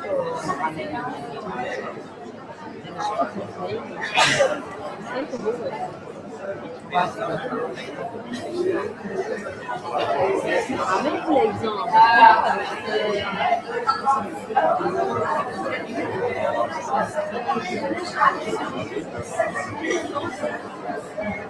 لا بدي اشوف ما في كتير انا بعرف حتى كتير بدي اشوف ما في كذا نعرفها باليونايتد نيشنز في واحدة نعرفها هي على ليفل عالي هلا في وعندها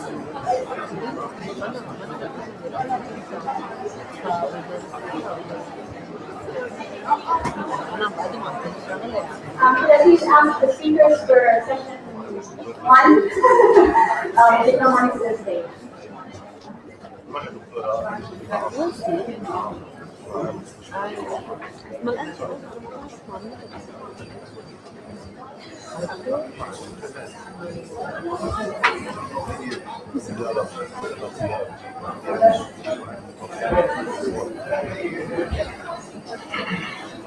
Alright, I'm going to get started. انا مش هقعد معك بس خليها هيدي انه ماشي بس اذا في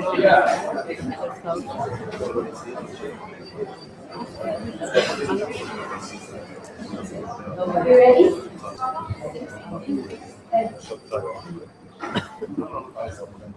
Alright, welcome back. This session is session 1. It's on the state and public health uncertainty direction. Dr. Kala Entry is going to moderate the session. I'm going to introduce him and then turn it over to him. We have time until 12:45, and we need to finish at 12:45 because we have the dean's lunch and we want to give you enough time to eat and get rid of the food and then listen to all of the esteemed deans that are with us. So if we could keep to that time, it would be wonderful. Dr. Kala Entry is the director of the Town Fairness Institute on Public Policy and International Affairs at the American University of California. He was the Special Representative of the United Nations Secretary General for Libya, October 2012 to September 2014. From 2005 to 2011, he served in 4 successive Lebanese governments as Minister of Environment, Administrative Reform, Culture, Information, and Acting Minister of Foreign Affairs. Previously, he worked in various capacities in the area of intercultural and interreligious dialogue and taught at the University of San Jose, Bellarmine University, the University of Geneva, Amsterdam Free University, Harvard University, and the EU. He chairs the Board of Trustees of the Institute of Palestine Studies and the Nicolas Sersa Museum, and is a member of the Strategic Council for the St. Joseph University and the Arab Center for Research and Policy Studies. He's authored a number of books and articles on religion and politics, interreligious and intercultural dialogue, as well as the history and sociology of Muslim relations. Please join me in welcoming Dr. Tariq Mansour.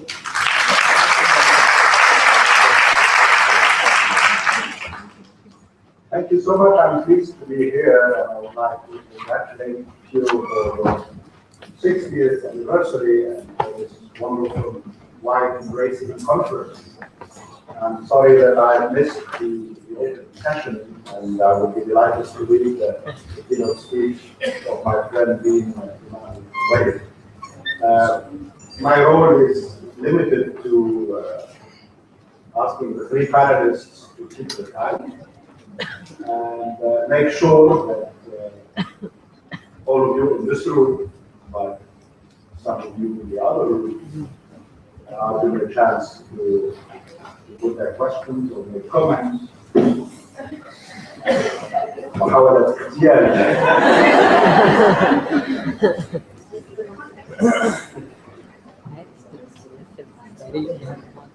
So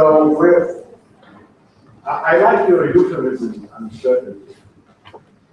It's good that you didn't use the metaphor of seasons, spring, autumn, winter, and uncertainty, I think, is a safer word. Now, this is about the state and its role in public health. A weakened state, a weak state, a failed state, a non-existent state, a state aspiring to be worthy of the name. Let's see what our panelists will be saying about this. The first speaker will be Dr. Abbas Hussein. Before I tell you who he is as an academic, I would like to express my admiration for the author, Abbas Hussein. Some of you may have read what he has written in English. He's one of those, not diaspora authors, but an author who happens to live outside London, Australia. And I think that is enriched by the contribution of people like Abbas. He's an associate professor of environmental engineering at the School of Civil Engineering at the University of Sydney. He has written widely on environmental sustainability in the Arab world and elsewhere, and dealt with issues that pertain to the relationship between ecology, health, and development. To you, Dr. Hussein.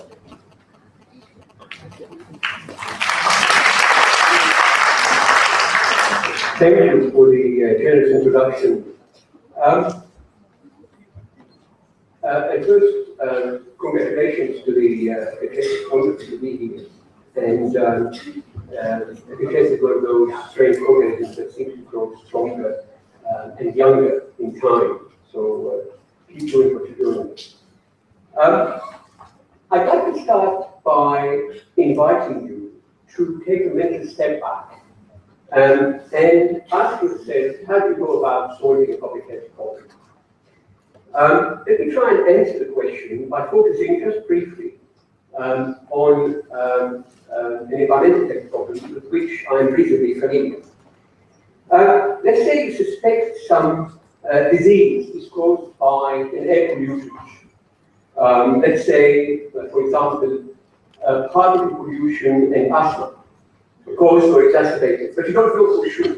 How do you go about looking at that problem? Well, what you might do is start by looking at the prevalence of the disease, look at some of the concentration of the pollutants in question in your city, courtesy of, in terms of data, courtesy hopefully of the ministries of health and environment.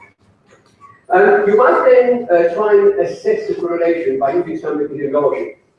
And you could try and turn a correlation into causality by resorting to some biomedical research and some toxicology. You must spend some time finding out where the pollution comes from, cars, farms, factories, and whether it can be reduced through some engineering. Again, hopefully, the ministries of transport or industry or science might be of help. Ultimately, to address the question and its root, the problem and its root, you need to push for regulations and laws that eliminate emissions or at least reduce them to a acceptable level. What I'm trying to show you here, or at least to remind us here, that whichever way you approach the problem, in your chances are, in your investigation, you will cross paths with government agencies repeatedly, and your work will ultimately culminate with the government, with the state. In fact, if you look at any articulation of what public health practice consists of, and here is one of the things that you're seeing on the screen, you find that in almost every task, the state is likely to be the leading agent. The only one really with the legitimacy, abiding interest, and capacity to pursue these tasks as comprehensively and systematically as required. Therefore, what we practice, whether we choose to call it this way or not, is one kind of public and environmental health, and that is public health through the state. It doesn't mean that we always go back to the state. We don't. Nor does it mean that we never act without the state. Obviously, we do. It just means that the state is sitting in our mind, often at the back of our mind, often at the forefront of our mind, always at the back of our minds.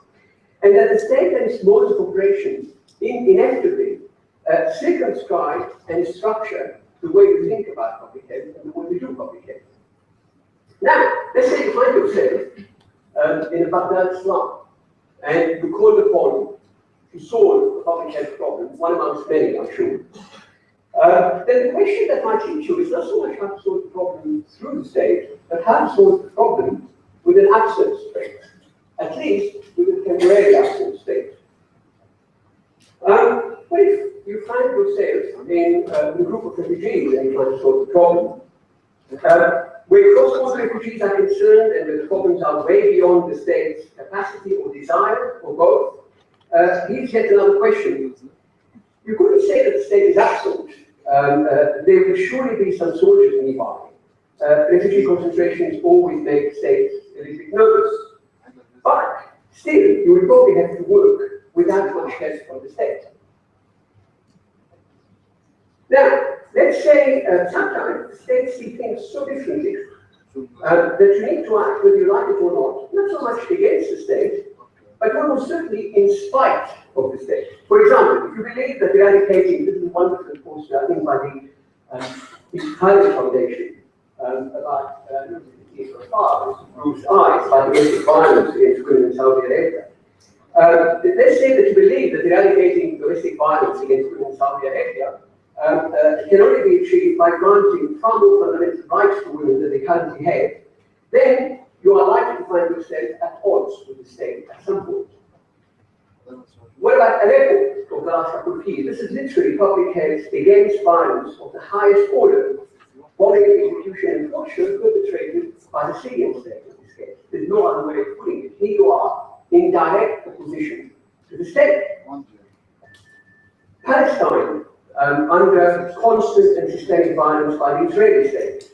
Bahrain, a couple of years ago. Qatar, it doesn't have to be direct violence, where foreign workers die as a result of practices sanctioned and defended by the state, at least implicitly. Now, I don't mean to equate these problems or equate these states with each other in any way. They are obviously very different to each other, and not every violence perpetrated is the same. Bombing civilian populations is obviously a more serious public health problem, certainly more criminal, than failing or even refusing to prevent discrimination against women or foreign workers. Nor do I mean to evoke some Manichaean view of the world in which states are either good or bad.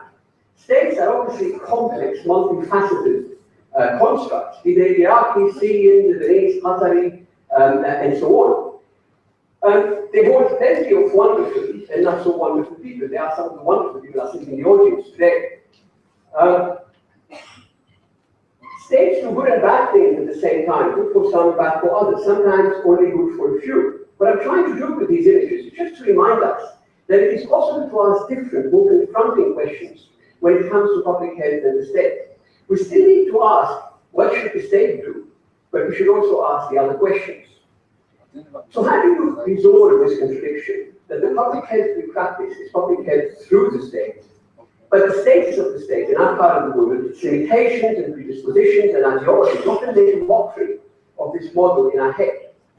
Well, one way of approaching this question is to ask whether it is possible to think about and practice other kinds of public health, ones in which the state is not the central organizing principle. But before I attempt to address this question, let me say that in asking this question, I'm not making reference to some old neoliberal argument about deregulation and markets replacing the state. One would think that given the trail of destruction left behind by economic neoliberalism and the invisible hand of the market over the last 3 decades, such views are discredited, or at least they ought to be. We now know that this most notorious of limbs has produced incredible and highly visible inequalities. And if the hand is invisible, it's probably because it's serving in secrecy in the private interests of the few. Asking the question does not mean letting the state off the hook either. The question is a pragmatic one, emerging from the reality of the quasi-breakdown of the state in our regions, and can be postulated alongside, not instead of, the kind of public health we routinely practice. To ask the question is not meant to reject or undermine the state, it is meant to help us work out how best to think and practice in times of uncertainty and change, while the bigger problem of state building in the Arab world and all the uncertainty surrounding it unfold over the coming decades. Now, although I'm talking about the Arab world and public health, the issues I'm raising here have broader relevance and can be seen as part of an ongoing conversation about European modernity, the Enlightenment, and the very idea of development. One way of framing this is to start from this intriguing question put forward by Arturo Escobar, a scholar who has written extensively and most trenchantly about development. And what he says is it possible to think and move beyond capital as the dominant form of economy, Euro-modernity as the dominant cultural construction of socio-national life, and the state as the central form of institutionalization of the social. This he asked in an essay on the politics of development and inequality in Latin America. But much of what he talks about is also relevant to us. The first part of this quote by the economy calls for leaving behind a view of the economy and capital as independent frames of human endeavor, as ends rather than means. And the second part rejects that statement of European modernity, which sees nature only as a resource to be exploited for the benefit of man, not woman, of course. We are today still living with the consequences of these constructions, but there is now a rich corpus of criticism and analysis directed against them. One could argue, for example, that the capabilities approach, the famous capabilities approach by Matthias Sen, Martha Nussbaum, and others, this powerful idea that development is about freedom to pursue the life that one values rather than about increasing GDP. The Human Development Index, ecosystem approaches to health, the long and tortuous evolution of sustainability concepts, and the search for indigenous ideas about well-being in South America. All of these, in a way, are different ways in which we are already answering Escobar's questions, the first two part of the question, in the affirmative. However, it is the third of these questions, the one about the state as the central form of institutionalizing the social, that we have not thought through much, certainly not in the applied sciences that seem to take it for granted.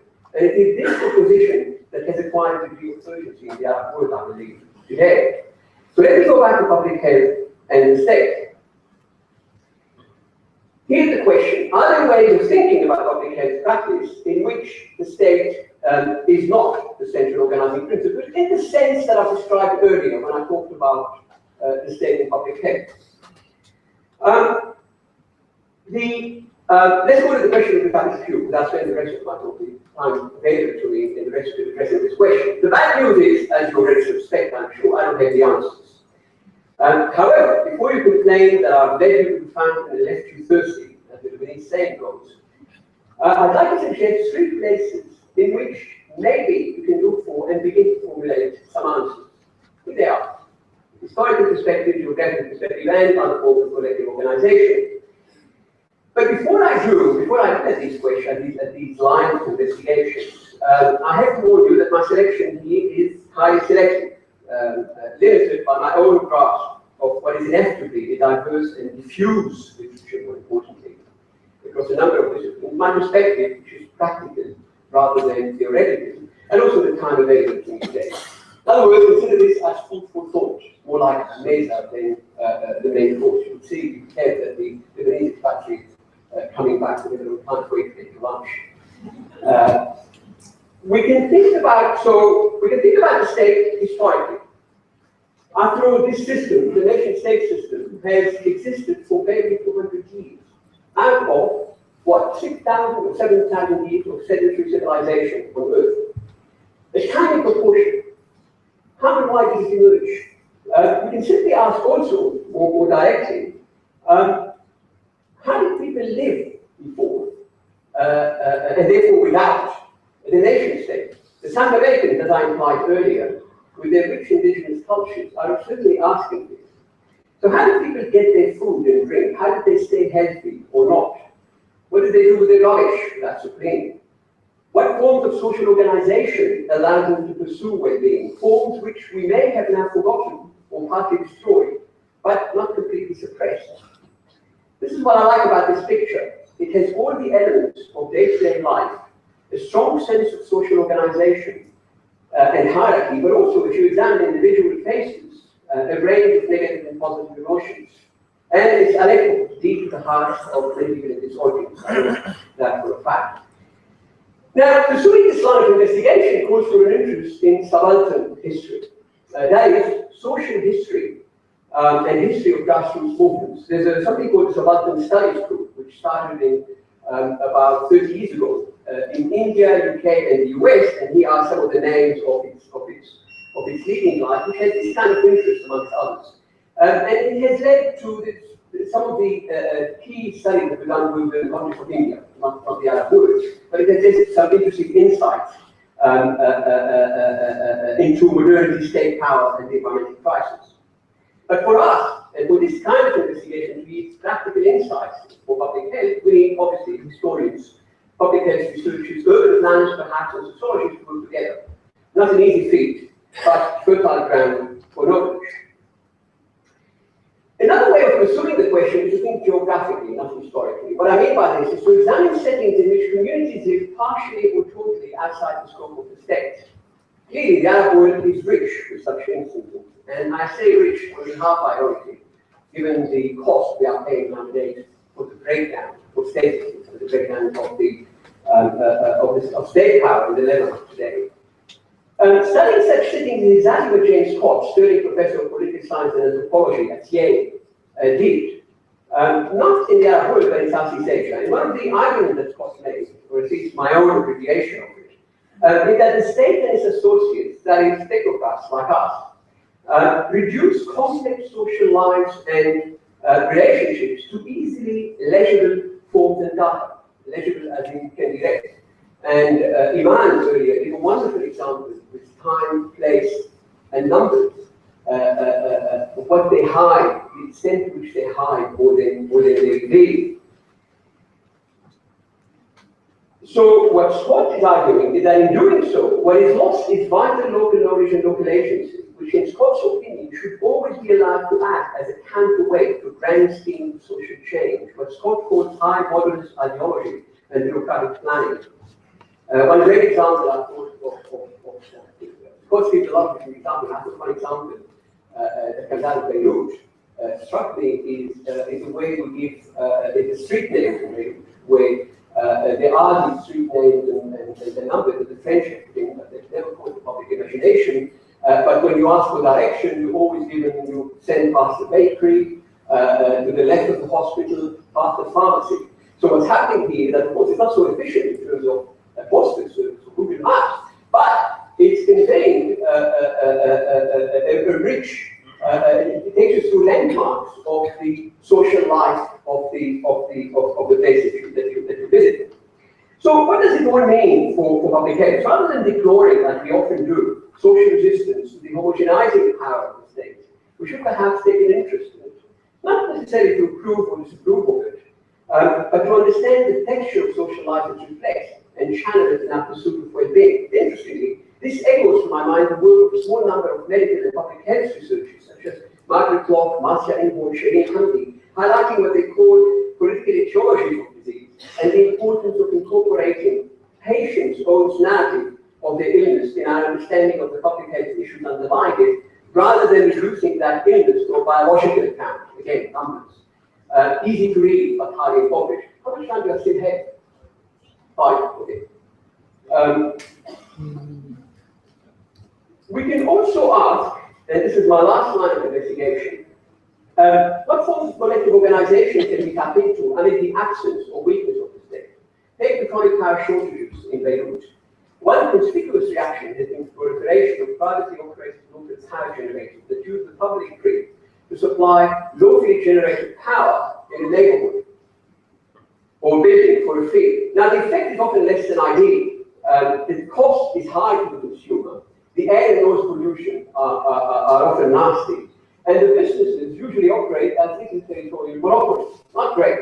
What makes them successful, apart from the obvious fact that they supply a crucial service, is that they operate at the perfect scale that is consistent with local, social, and urban structures. A neighborhood is a dense urban environment for apartment blocks. This is why they succeed.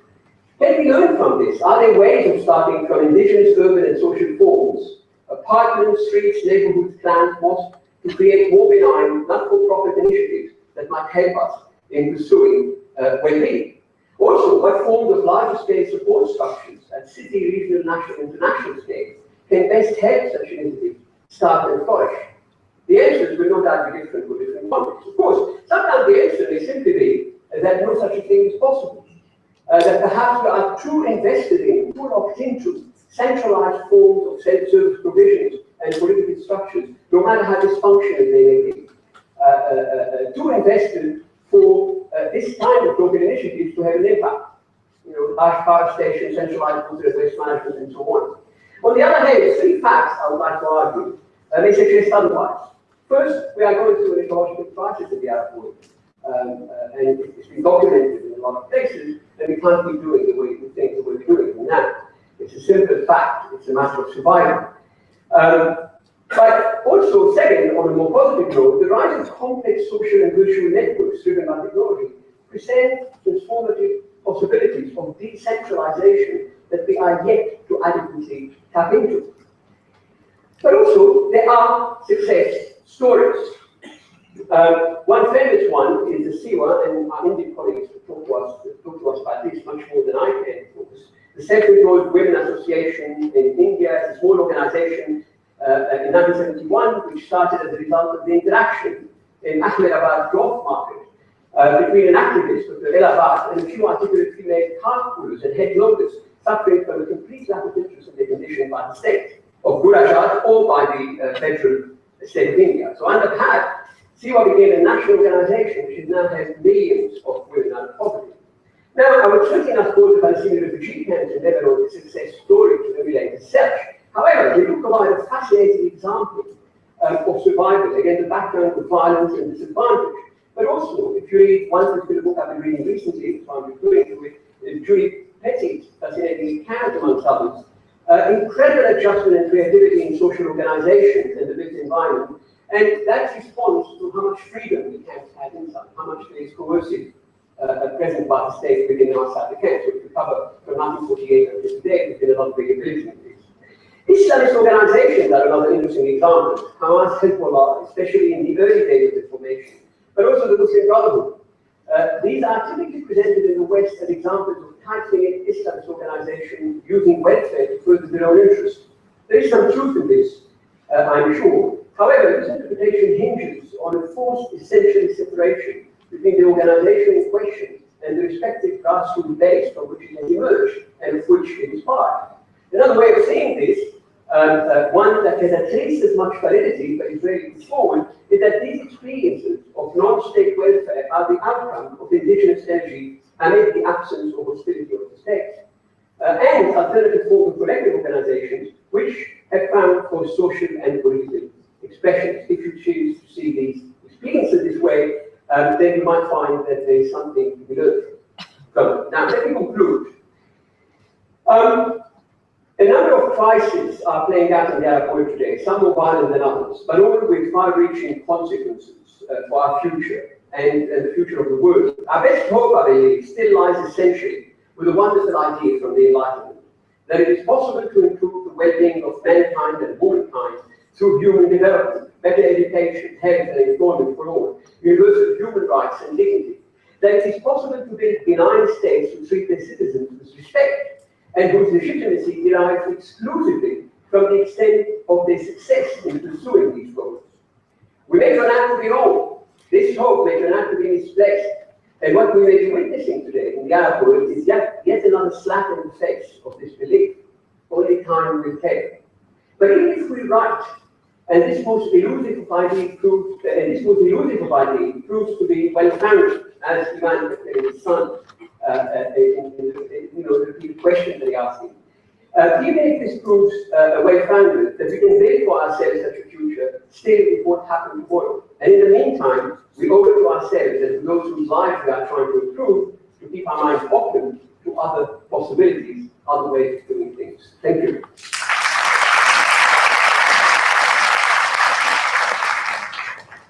Thank you, Abbas, for this very stimulating paper.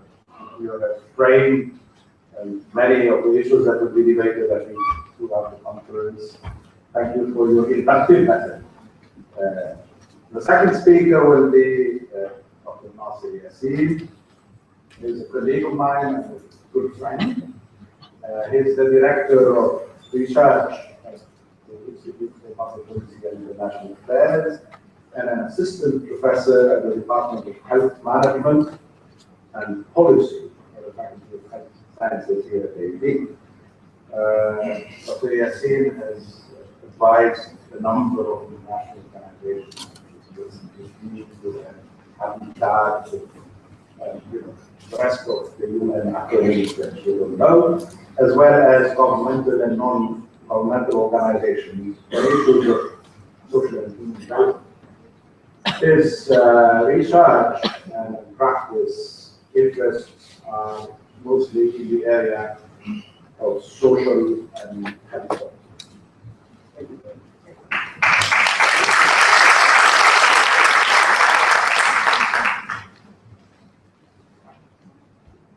Okay, so we're still in the morning. Good morning. I'll start with this, with this positive image. This is in 2011 in the city of Taz in Yemen. This is where we were so happy and excited about the uprisings and whatever was going on 3 years ago. And this has faded a bit with the grotesque images we see now in different parts of the Arab world. But in this 20 minutes or so, I want to share with you some positive elements of what's going on. So keep your positiveness, keep positive in these times of uncertainty.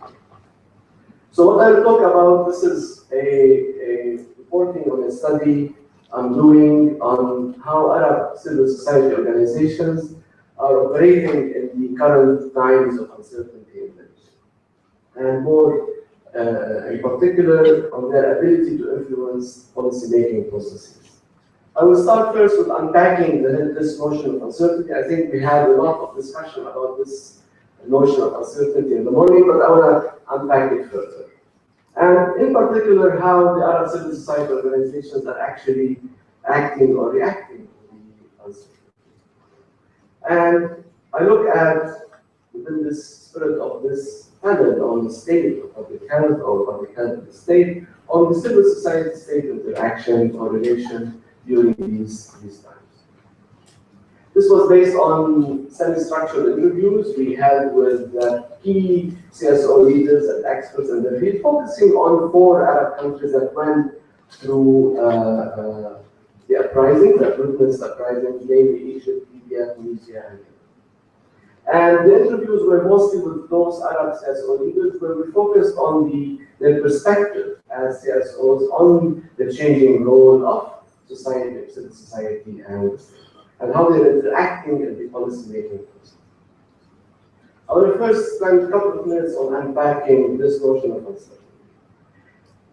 This notion of uncertainty is not new to political sciences, it's not new to policy sciences.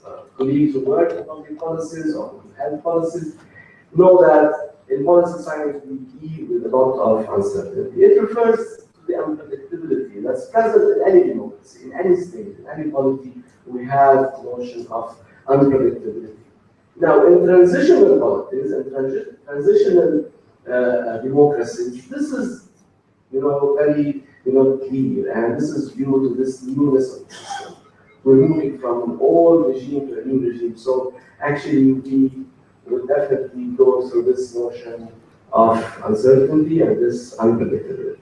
So here I want to focus again on how civil societies are reacting. Now, the way I see it, if you recall some of the physics lessons, I think the Arabs were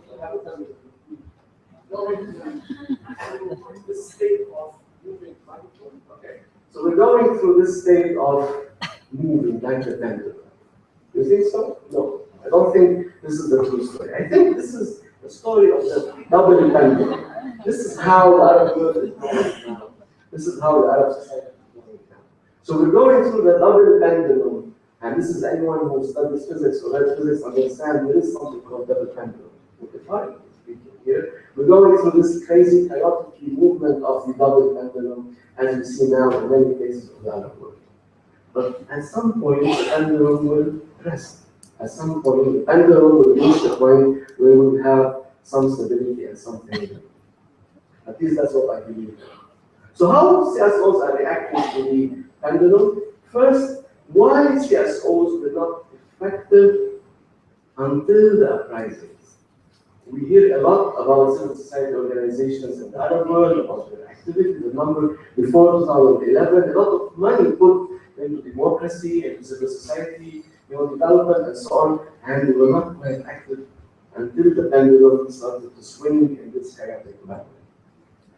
First, I have 3 arguments here based on the literature. The compatibility of this notion of civil society maybe is questionable. Some would argue this is alien to the region, alien to the Arab society. Some would use just some prescriptive definition of civil society to refer it, and this is part of the examination, that this is civil society is secular in ideology, civil in their behavior, legally recognized. So there is a prescription in this definition, but some would say it's not so.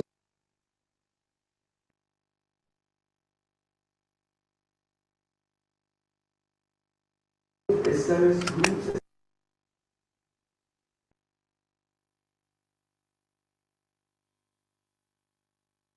The manner of the suitability of this notion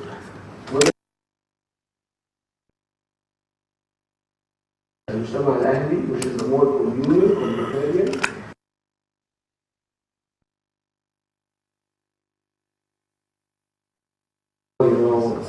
Focus on rights and human rights. So this is one argument saying this notion is not compatible, it's not good.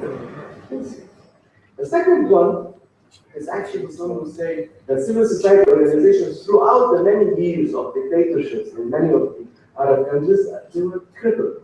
We see states crippling and controlling civil society organizations. What do you expect from them? And when we see this specifically in the 90s and on, we see the draconian laws being enacted by the state against civil society. They monitor civil society organizations. One very effective rule by the state or control of the state, or crippling of the state, was in the monitoring of funding, which had been, maybe now it's back, and very effective in controlling how CSOs operate. So this is the second argument that CSOs will not actually be so effective in moving the Arab world further into democratization or influencing policies and decisions. The third argument would put it that there is governmental NGOs. In some places, what we see as civil society is actually governmental, disguised in civil society. One clear example came throughout the interview that, for example, in Indonesia, before the uprising, the government established its human rights NGO. And members of it, perhaps colleagues in Indonesia would comment on this, were part of the civil service. So when they were invited to human rights conventions, you would have this logo of governmental NGO actually talking as civil society. This is the history. This is the history before that, right? Now, let's focus, and this is the theme of the research, how CSOs are reacting in the times. First, uncertainty is clearly an open moment for civil society organizations. So it's not all negative, it's not all ISIS, it's not all what we see. We clearly see a rise in the number of civil society organizations in the countries we studied.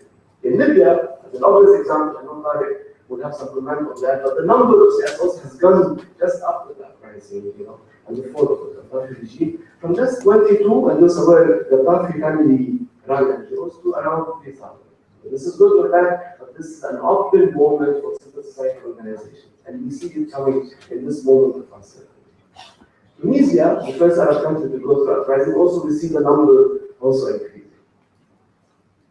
Some would say this explosion, quote unquote, of civil society organizations could be seen as an indicator of people's drive to engage in the transitional process, engage in this, new democracy, engage in whatever wants to come as needed. The second aspect of uncertainty is that it opened up the spaces for civil society. We see civil society before the uprising crippled, controlled, or ineffective, or maybe effective in certain areas, but not at the level of changing, the policy-making processes or contributing or acting in this manner. But with the uprisings, we see civil societies becoming more active. The uncertainty as a moment when we see this, pendulum swinging is actually opening the spaces for CSOs to act either as buffers or as balancing forces between the different actors. And this is what actually we saw in many places in the countries that we studied. In Tunisia in particular, I think this is a very good example. And recently in Yemen, we see civil society acting as a glue, as a buffer, and a glue between the different actors, the different political parties that emerge after that. And this is quite good. This is very, I think, effective for the role of civil society to bring all the actors together. And the third element that we see at these times of uncertainty is that uncertainty has opened an opportunity for increased aid circulations. Well, in the beginning, this was really done through personal initiatives, some businessmen, some expats helping. So this is in the initial phase of the uprisings, people were putting money into these movements, into the new movements. But later, and as of 2011, we see international donors following the usual. So this is actually what we see. The uncertainty has opened this opportunity for more funding. While this is seen positively in these early phases, now there are some mixed feelings about the new funds that are coming, partly because some donors rush to fund without real knowledge of the region or the context.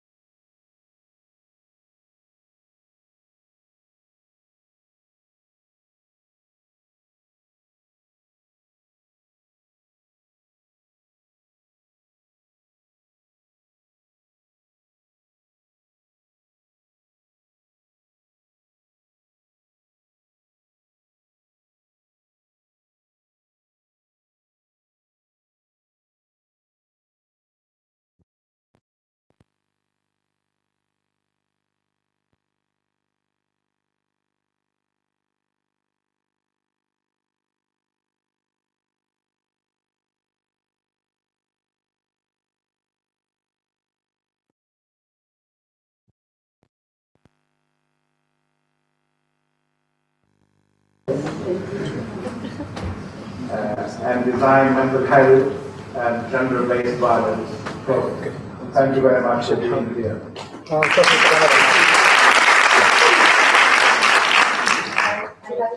also proud network member of the Professional Working Group hosted by AUD. Thank you very much for both presentations. I hope it will help facilitate my work. So I will try to talk about how the states are governing through uncertainty by reframing people and issues constantly. So I suggest that states contribute to and govern through uncertainty by actively creating spaces of uncertainty and social demand, by using the uncertainty, perceived or identified threats as an instrument in their exercise of power, and by blurring the levels of responsibility, governments manage their nationals, other populations, as well as the relationships with local or global actors and institutions. In fact, states are not alone in this exercise. The international order within which they operate provides the framework of the governance technologies to this effect. Let me first start with a note on the weakness of states, for I'm not here beyond my capacity to theorize about state or what they call post-colonial state is. But I would like to clarify how I observed on the ground a paradox in this legacy. Whether in the so-called West, East, or global South, I see all powerful sovereigns who master their weaknesses and absences. That's not me. I touched something here. Doctor, can you ask it again?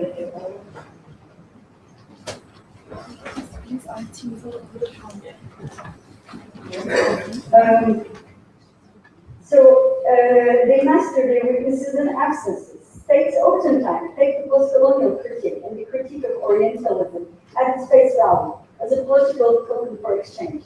The critique helps the governing bodies to resist change. It serves as an alibi for inaction.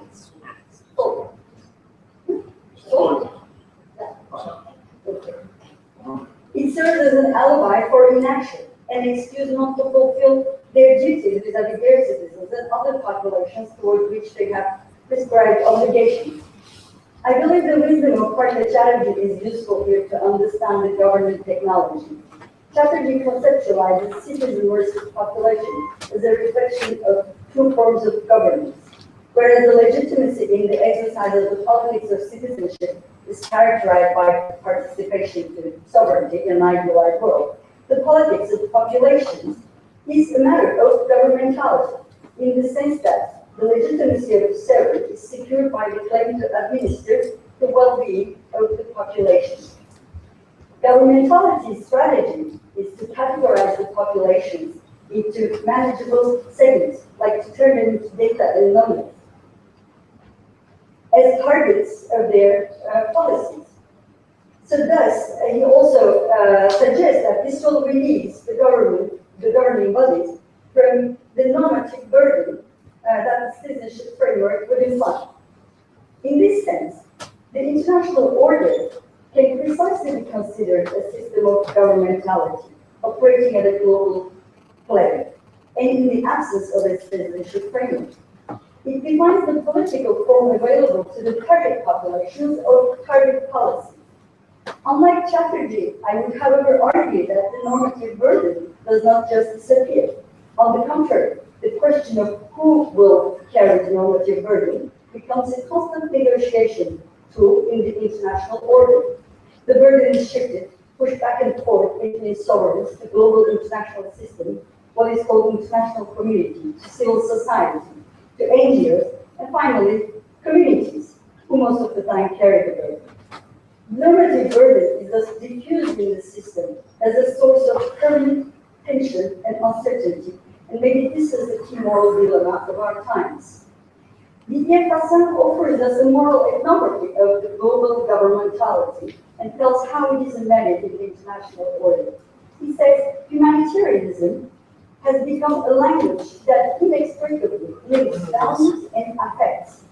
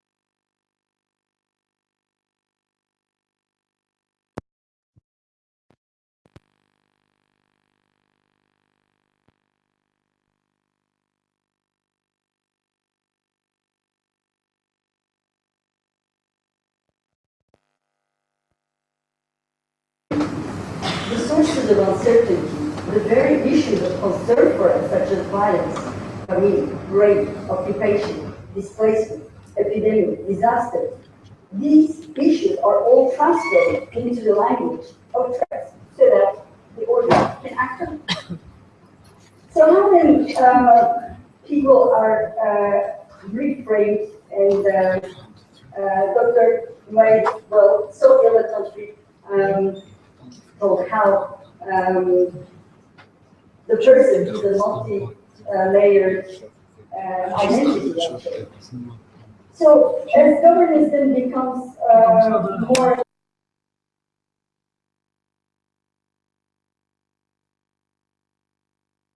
to manage the infinitely categorized segments of society. This enables the governments and global institutions to manage the masses. The international human rights system is also developed in such a way that it operates through segmentation. For the humanity of the human right is too abstract or too imaginary to administer.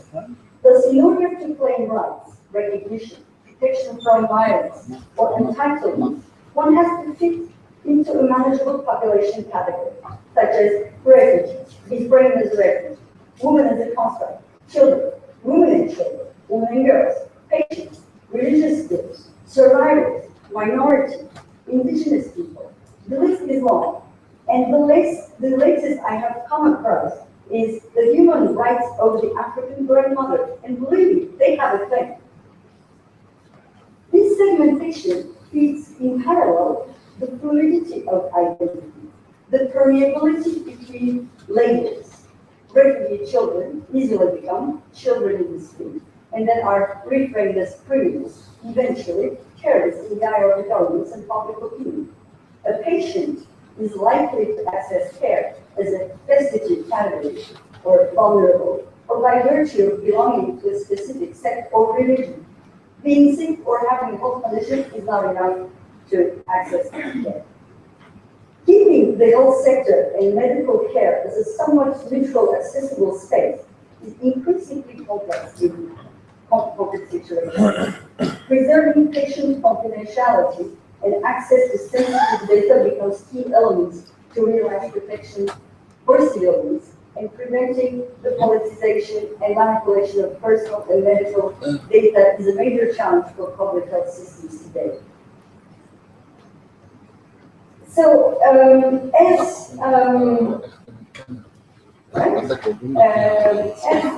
what the governments then, how do they then reframe, once we have reframed, let's say, the population as beneficiaries of the policies, then states can enjoy this both role in the local and the globe. So they act as gatekeepers and constantly negotiate their obligations under international normative framework. Let's see a few examples how this reframing of people and issues happen. One which we are very familiar with is how refugees become illegal migrants, for example, when they are at the border of EU. It is acceptable to recognize these people who flee danger as refugees as long as they are hosted in distant lands. But once they are transformed into illegal migrants and unknown people once at the gates of the EU, even secret activities, as it's demonstrated in countries containing in Northern Africa and Turkey. Thus, the assumption of illegality gives to criminality, delegitimizing the refugee claims. Fear of persecution and fleeing danger is not enough. They have to prove that they have survived, for example, conflict-related rape or torture. So one has to fit into other categories to reinstate the refugee status and to seek care and assistance. Refugees as guests and beggars. Here is a tiny bit of the story of Syrian refugees in Turkey. Turkey is not a full party to the Refugee Convention, and the Syrians are under temporary protection regime. But the Turkish government constructs the refugees as guests and prides itself for the hospitality over the picture we have then is a benevolent state. It's doing a favor to us to feed these people. Some in turn, of course, abusing the generosity. Their own state is indeed a burden.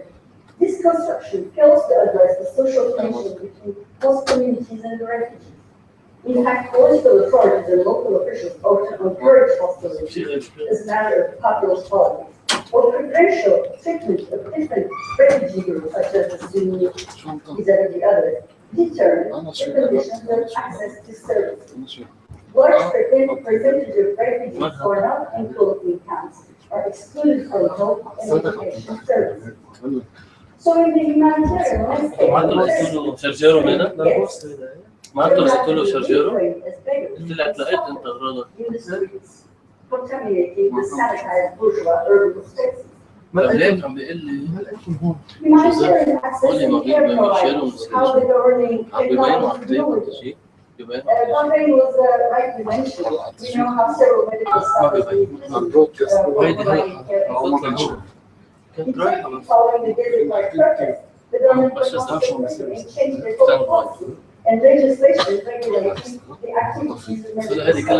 Accordingly, emergency medical intervention, whether performed in the absence of prior considered legal authorization or outside of the coordination of the state. Criminalization of emergency medical care delivery thus emerging as a way of engaging with uncertainty of civil protest. Other obstructions to medical and humanitarian personnel of the war zones is another way of managing. So we know that under humanitarian law, all parties have field obligations, and we also have some threats to our population in Afghanistan, Sudan, Iraq, Syria. It's an ongoing pattern of violence.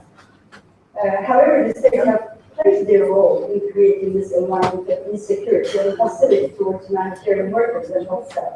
We all remember when at the onset of the war in Afghanistan following the 9/11 attacks, Colin Powell reframed the international NGOs as force multipliers to the U.S. military operation, providing clear justification to target humanitarian workers.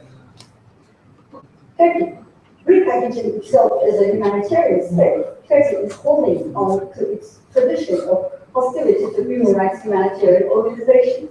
It is extremely difficult for international NGOs working in Syria, for example, to formally register in Turkey. Most UN bodies still today, I think, function based on temporary agreements. They are guests of a different type, if you like. ICRC has no formal delegation in Turkey.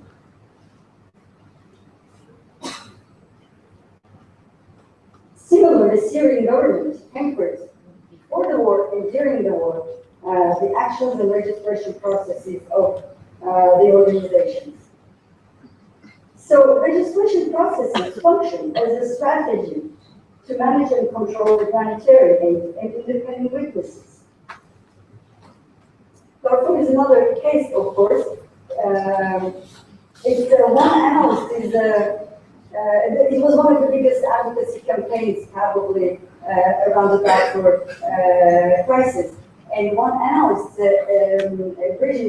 analyzes that at the end of it, in fact, it's not the NGOs who mastered their advocacy strategies or the practice or improving the practice of the state, but it was the Bashir government who mastered the voices, the presence, the actions of those NGOs. Managing an epidemic. It was rightly mentioned about the Ebola crisis, that it showed how those health systems were in dire straits. But this raises another question about the so-called development or health system support policies and programs that have been ongoing in this context for a long time. So it tells us about the failure of donors, local governments, and raises the question about the role of WHO, the technical institution accompanying the governments. The discourse of capacity building and investing in the resilience of populations serve to justify poorly resourced programs under the banner of value for money. At the same time, it is a negotiation chip for the governments to fund their basic functioning, and by being in interest with the civil society and the populations, creating some loss that they are giving the people resources, they maintain the power. And when global institutions conceptualize policies as mere technical fixes or situations of exceptions, they avoid addressing political structural problems, paying lip service to the social dynamics and material infrastructures of change. Ebola epidemic is now rebranded as a global threat to international peace and security. UN Security Council passed a resolution also referencing bioterrorism. We will now see what type of public health policies and practices will emanate in regard to this newly defined security threat.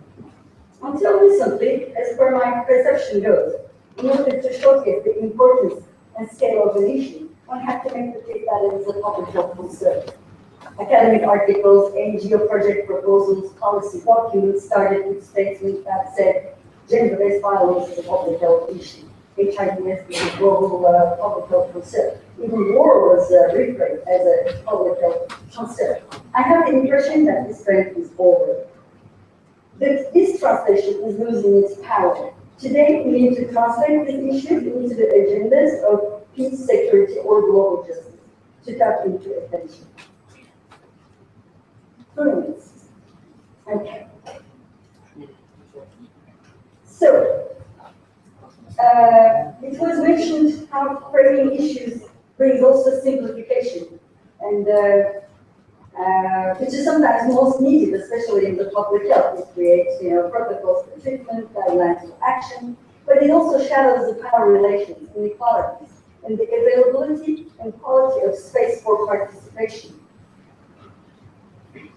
And technical challenges, framing issues as mere technical challenges, creates also myths that at the end fail to address the issues.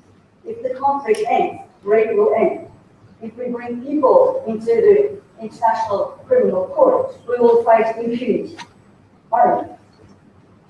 This is not to say that these questions are not linked. On the contrary, the complexity and interconnectedness of issues ranging from famine to disease and wars, obliges us to think and analyze carefully what is the impact of translating one problem into another. What consequences are there for policies, for the practitioners, and for the affected populations? I want to finish with the three major questions I had as a factor in my mind during this presentation. And I'm well aware that the examples I give cannot capture all the problem, and we will not be able to answer maybe those questions, but hopefully it will shape our discussion. So first point concerns the global international framework within which state actors operate. How does the security language of international order impact the global policies and practice? Secondly, what type of roles states play within the global order?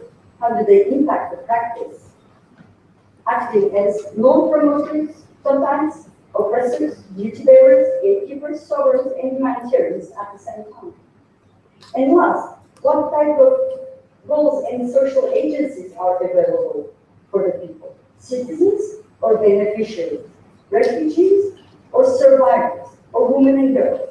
How people navigate between different subjectivities in making their claims and for accessing the services through local or global needs. The analysis of these questions can help us better understand the dynamics that are at play when development of humanitarian policies are developed and implemented. And most of all, I hope, it will help us to reflect upon our own roles as academics or practitioners within the international humanitarian order, and reflect upon how we contribute to reframe issues and people through our research or practice. Thank you so much.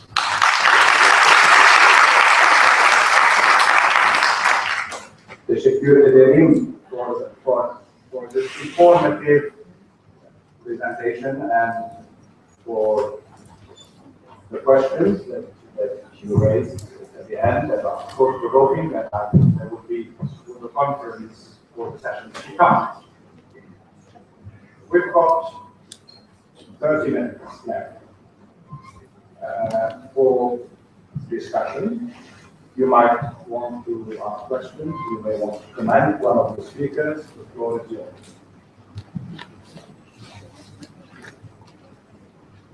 Dr. Radia. Thank you, Dr. Would you please introduce yourself? I'm Bershad Jian, an ex-alumni of the Faculty of Health Sciences. I'm currently a civil servant at the Ministry of Environment.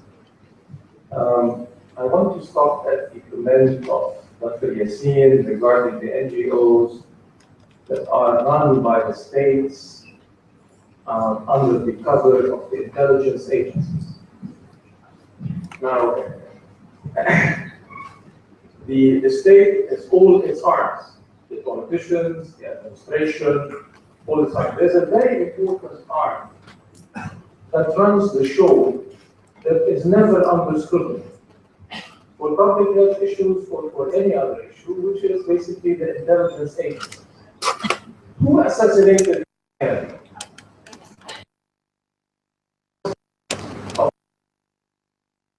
Secretary, 15 years, established the United Nations Environment Program. He tells you the first two things he had to handle at CUNEP is the intervention of the CIA and the KGB, and who wants to run the show in UNEP. He also mentioned that the first struggle he had is who's going to be the contractor who builds UNEP's headquarters, an Israeli contractor or any other contractor. And he, being an Arab, had a problem signing an approval for an Israeli contractor to build UNEP's headquarters. There's an important arm, excuse me, in the state that is never under scrutiny by the politicians sometimes and by the community at other times. For example, why is it that the mafia in Italy runs the show in solid waste management? And our dear friend, sorry, Abbas mentioned in a peripheral way that issue in his speech and his presentation. Why is it that the mining industry around the world is run by intelligence agencies? And these are the arms that design policy sometimes, and contrary to what science would like to do. What's your commentary on this particular issue? Thank you. I want to give you some time before you answer this very difficult question and see if there are other questions and comments. Please, sir.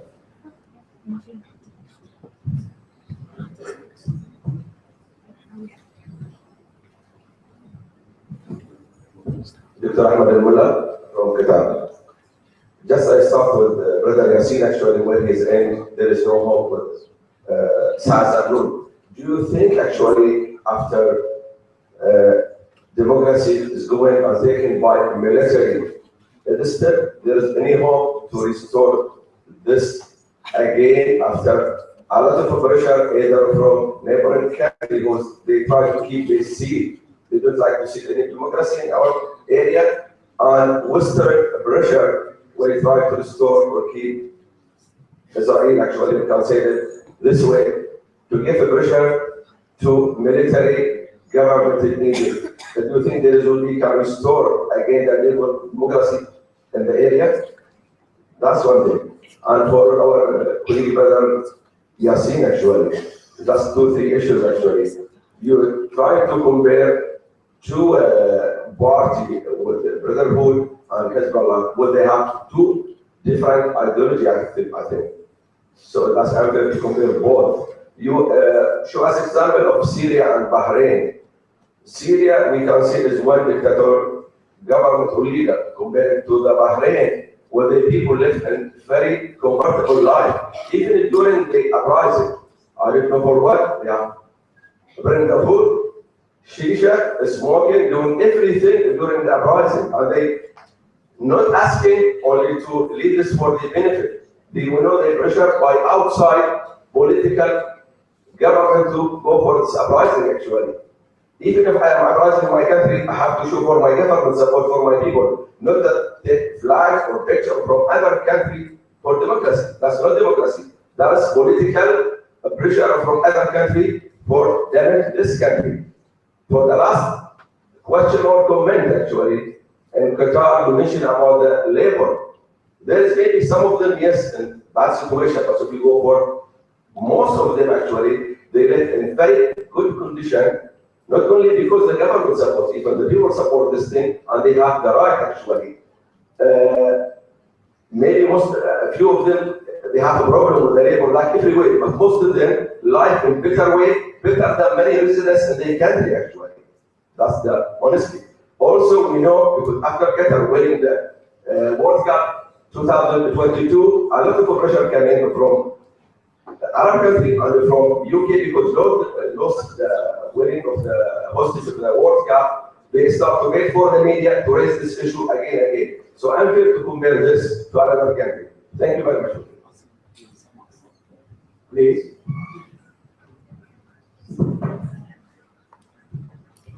Hello, my name is Zabir Hassan from Emergency State from Bangladesh.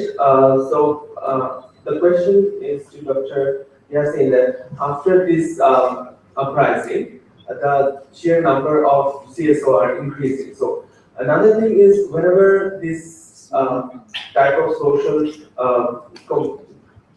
CSO increase, they have their own agendas and they try to advocate their own interests. So when the numbers increases, that can create clashes between this organization, and that can actually that can actually create more uncertainty. So what is your opinion about this, and also is these advocacy groups are effective, or they're just there because they see an opportunity to push their agenda?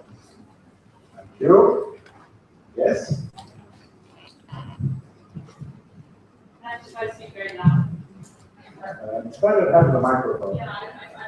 Here it is. Yes. Hi, my name is Mahad Alash here at American University of Beirut. And also another question for you. You mentioned that the burgeoning of all these CSOs, that they were also trying to be professional and become institutionalized at the system of time. Whereas we also know that that's not an easy process if they didn't have a structure to begin with. And you said that they were dependent or that they relied on international funds. Did you look into the political agendas of these international funds? Because as we also know that generally donors come with conditions and thus kind of leading the CSO activity. More questions? Thank you. My name is Ahla Mutana. I am from Yemen. And also another comment to Dr. Yassin. I really have a question about NGOs, especially in Yemen, because in my opinion, NGOs in Yemen are highly politicized, and I doubt if they really represent people. And I think that there is really a big gap between these NGOs and people. And so I would like to know from people and ask people, do you think these CSOs represent you because of all this political gap and this gap, and more CSO now in Yemen, they are more working with politics and parties, and I think themselves, maybe unintentionally, they don't know how much they are getting so far and so away from people. And so I think, I wish that the question would be asked and the research would be done to people and ask people, really, does this CSO represent you, and you feel they reply and respond to your needs? Thank you.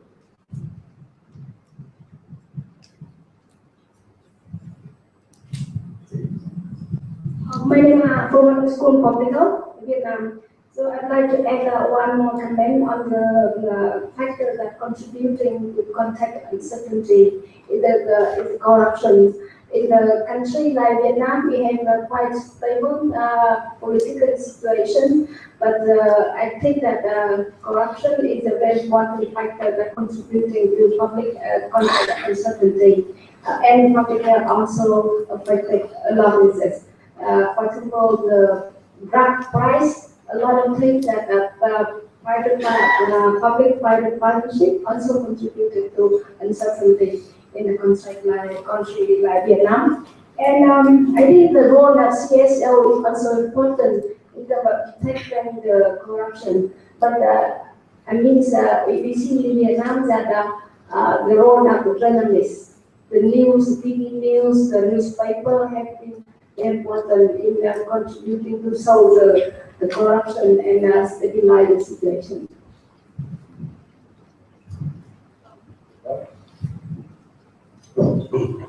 I'm Brigadier General Qasim Jammu from the Police Army. First, I would like to congratulate Dr. Wahid for the 60th anniversary for Faculty of Health Sciences. Then I would like to highlight about something. There have been many information mentioned about war, epidemics, and many other issues regarding public health. But nobody mentioned about the consequences on public health of the aggressions and Israeli war in Lebanon, especially in 1982 and 2006, leading to what they left in the ground about mines and their consequences on public health. As we are speaking about uncertainty in public health in countries, and especially in Lebanon, I think it's a major issue to deal with or to discuss in terms of research and in terms of statistics and scientific conferences about these impacts, about what this till now it's affecting population, especially in areas littered by these mines and UXOs in South Lebanon, and especially after 2006 about this depleted uranium that were being bombarded in some areas in southern Lebanon. Thank you. Yes.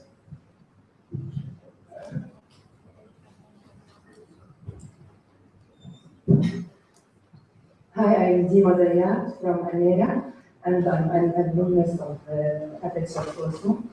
I would like to highlight the issue of CSOs again. I believe that based on our experience, because I work also in the field, based on our experience, we saw that many of the organizations, especially in rural areas in Lebanon, were started because of the enormous funds that are available, that were made available to Lebanon in light of the Syrian crisis or unrest, whatever you want to call it. But what is the real reason behind initiating such CSOs? Is it because there was an intent, like the positive open door for people to become active in the civil field? Or is it because these people had no other option? They didn't work, they didn't have anything to do, and then suddenly a lot of money came to Akkad, for example, and every other person now in Akkad works for a CSO. On the other hand, and that's the opposite image of CSOs that start because of economic interest, let's say, are the Palestinian refugee camps. I'm sure many of you have worked or have been are aware of CSOs that work in Palestinian refugee camps. Before the Syrian crisis, many of these CSOs worked with minimal budgets, and they were effective, and they were doing change, but change, of course, in the Palestinian refugee camps, for those of you who know, reaches a certain limit, and they cannot do any more change. So CSOs cannot be judged of whether they are really doing any change or their presence is effective unless after a period of time. Thank you. Thank you.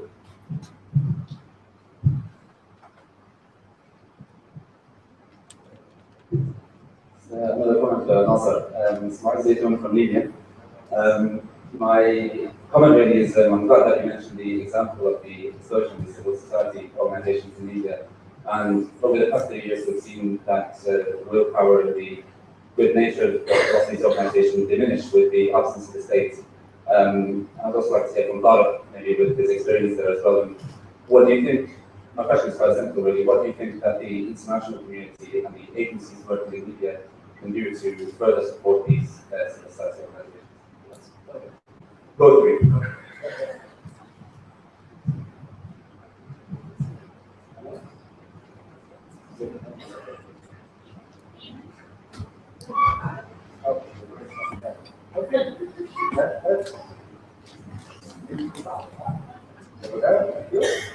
Hi, my name is Nihaya. I'm from Jordan. I don't have a specific question to any of you. First, I thought asking the question to Dr. Nasir, but then again, I changed my mind. Immediately, you know.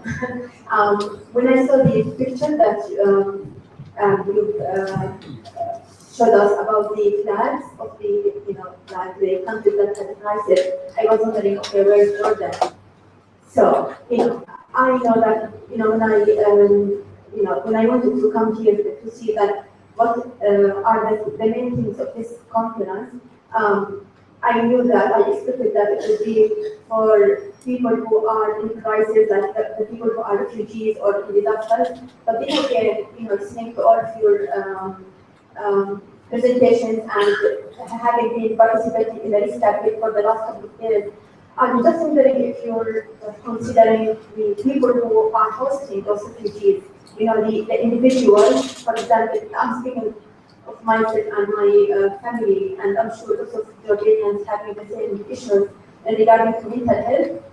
We are living the same, we are having the same feelings as refugees in terms of uncertainty, in terms of ambiguity, what will happen to us.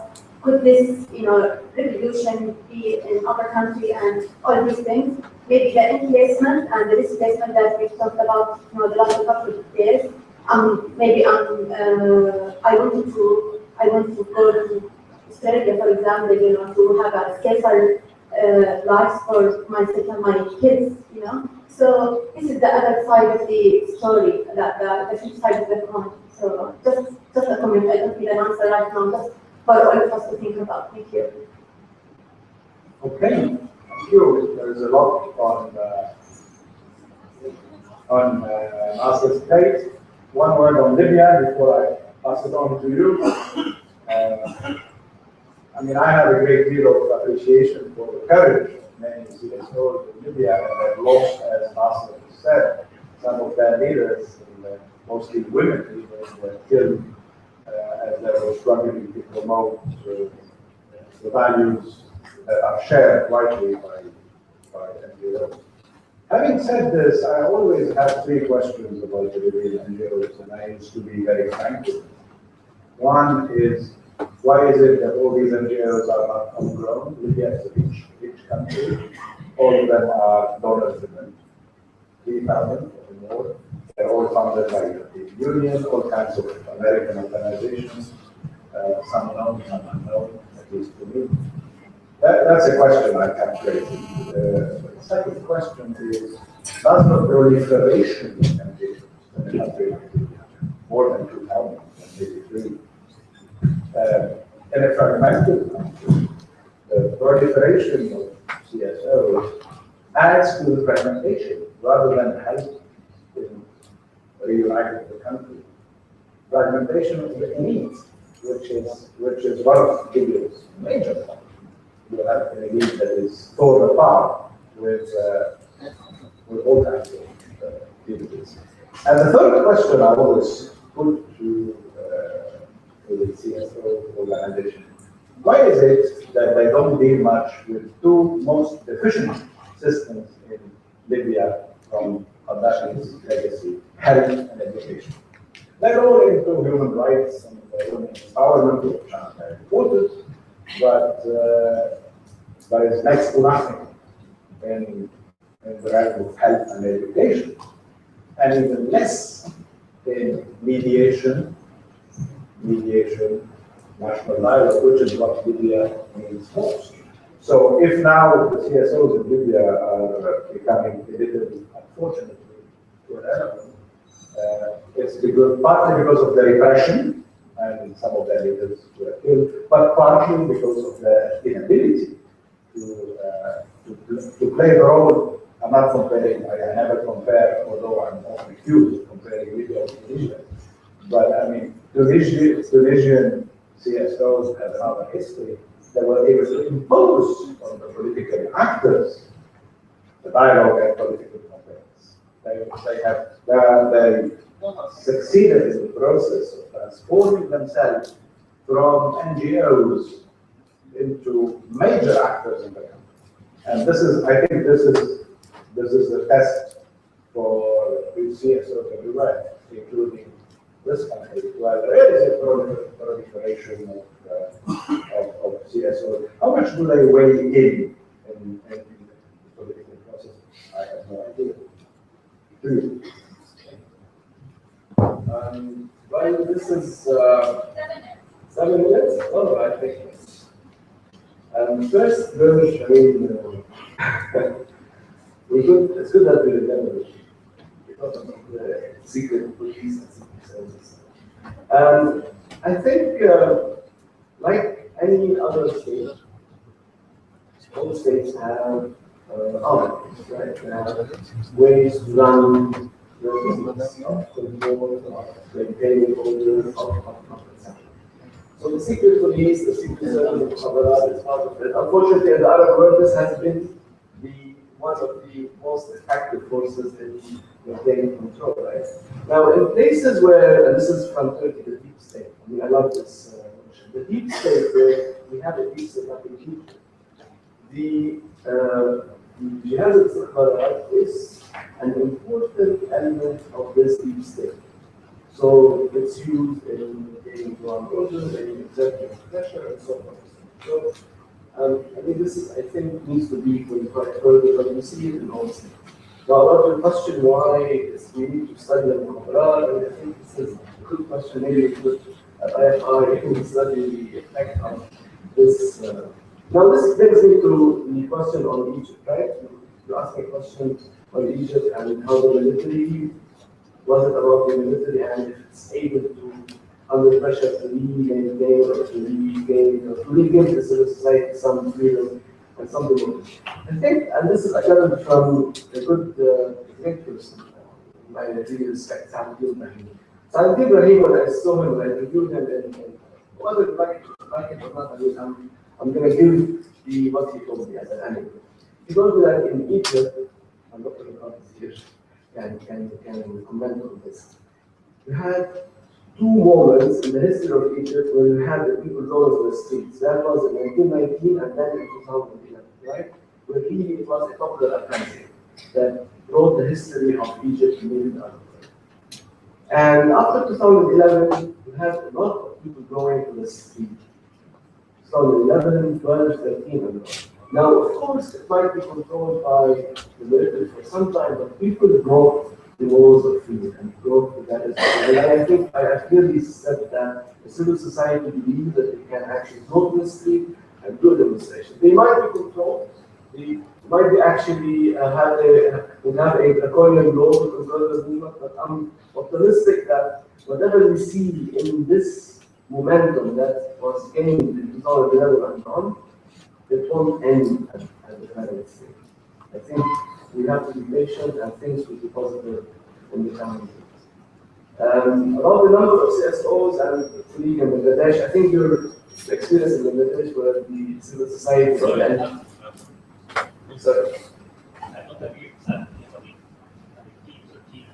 I went to the States by myself. I was 2017. Yeah. I went with my wife and with my children, my sons. Nobody moved us. My colleagues were there, and this was no. You said you exclude this. No. I said no. He just said after 2011. Yeah. You had the movement of people going to the street. But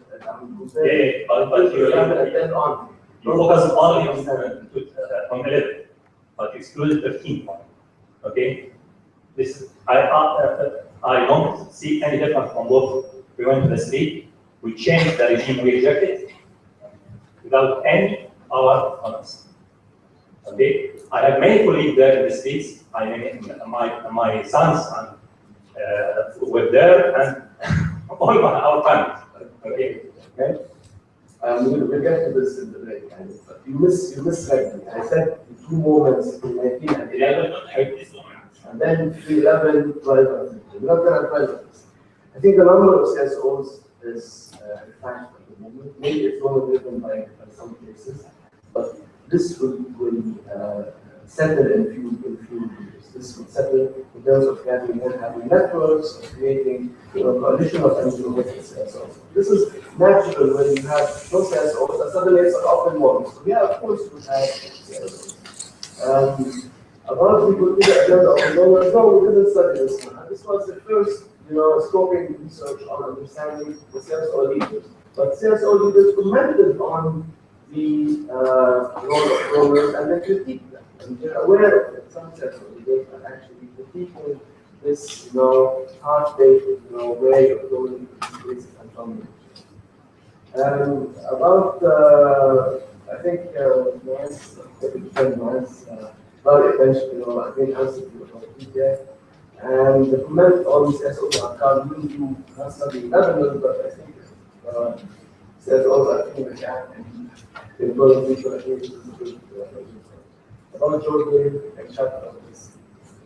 Well, thank you. I'll give Abbas a minute if you want. Thank you. He relinquishes the minute. What about you, Tarifa? You're fine? Thank you very much. Thank you.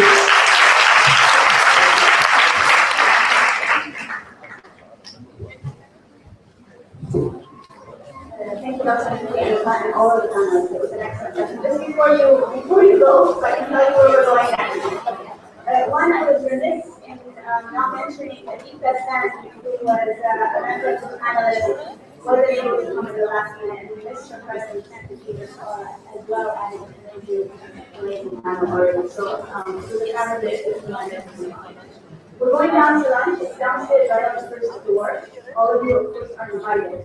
We're hoping to end the food eating by 1:30 so that we cannot be using spoons and making noise. From 1:30 to 2:30, where we'll have 7 of the former speakers that they've done actually talk about their experience. So welcome to lunch, and let's eat fast so that we can rest of the day. Thank you, everybody.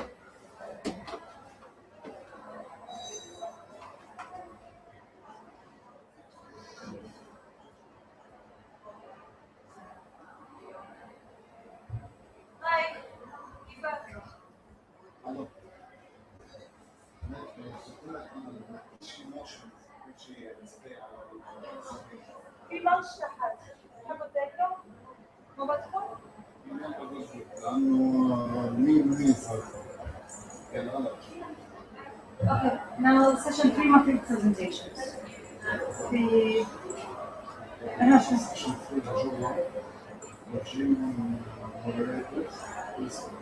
طيب هذا نحن سيشن 3 حتكون هيك من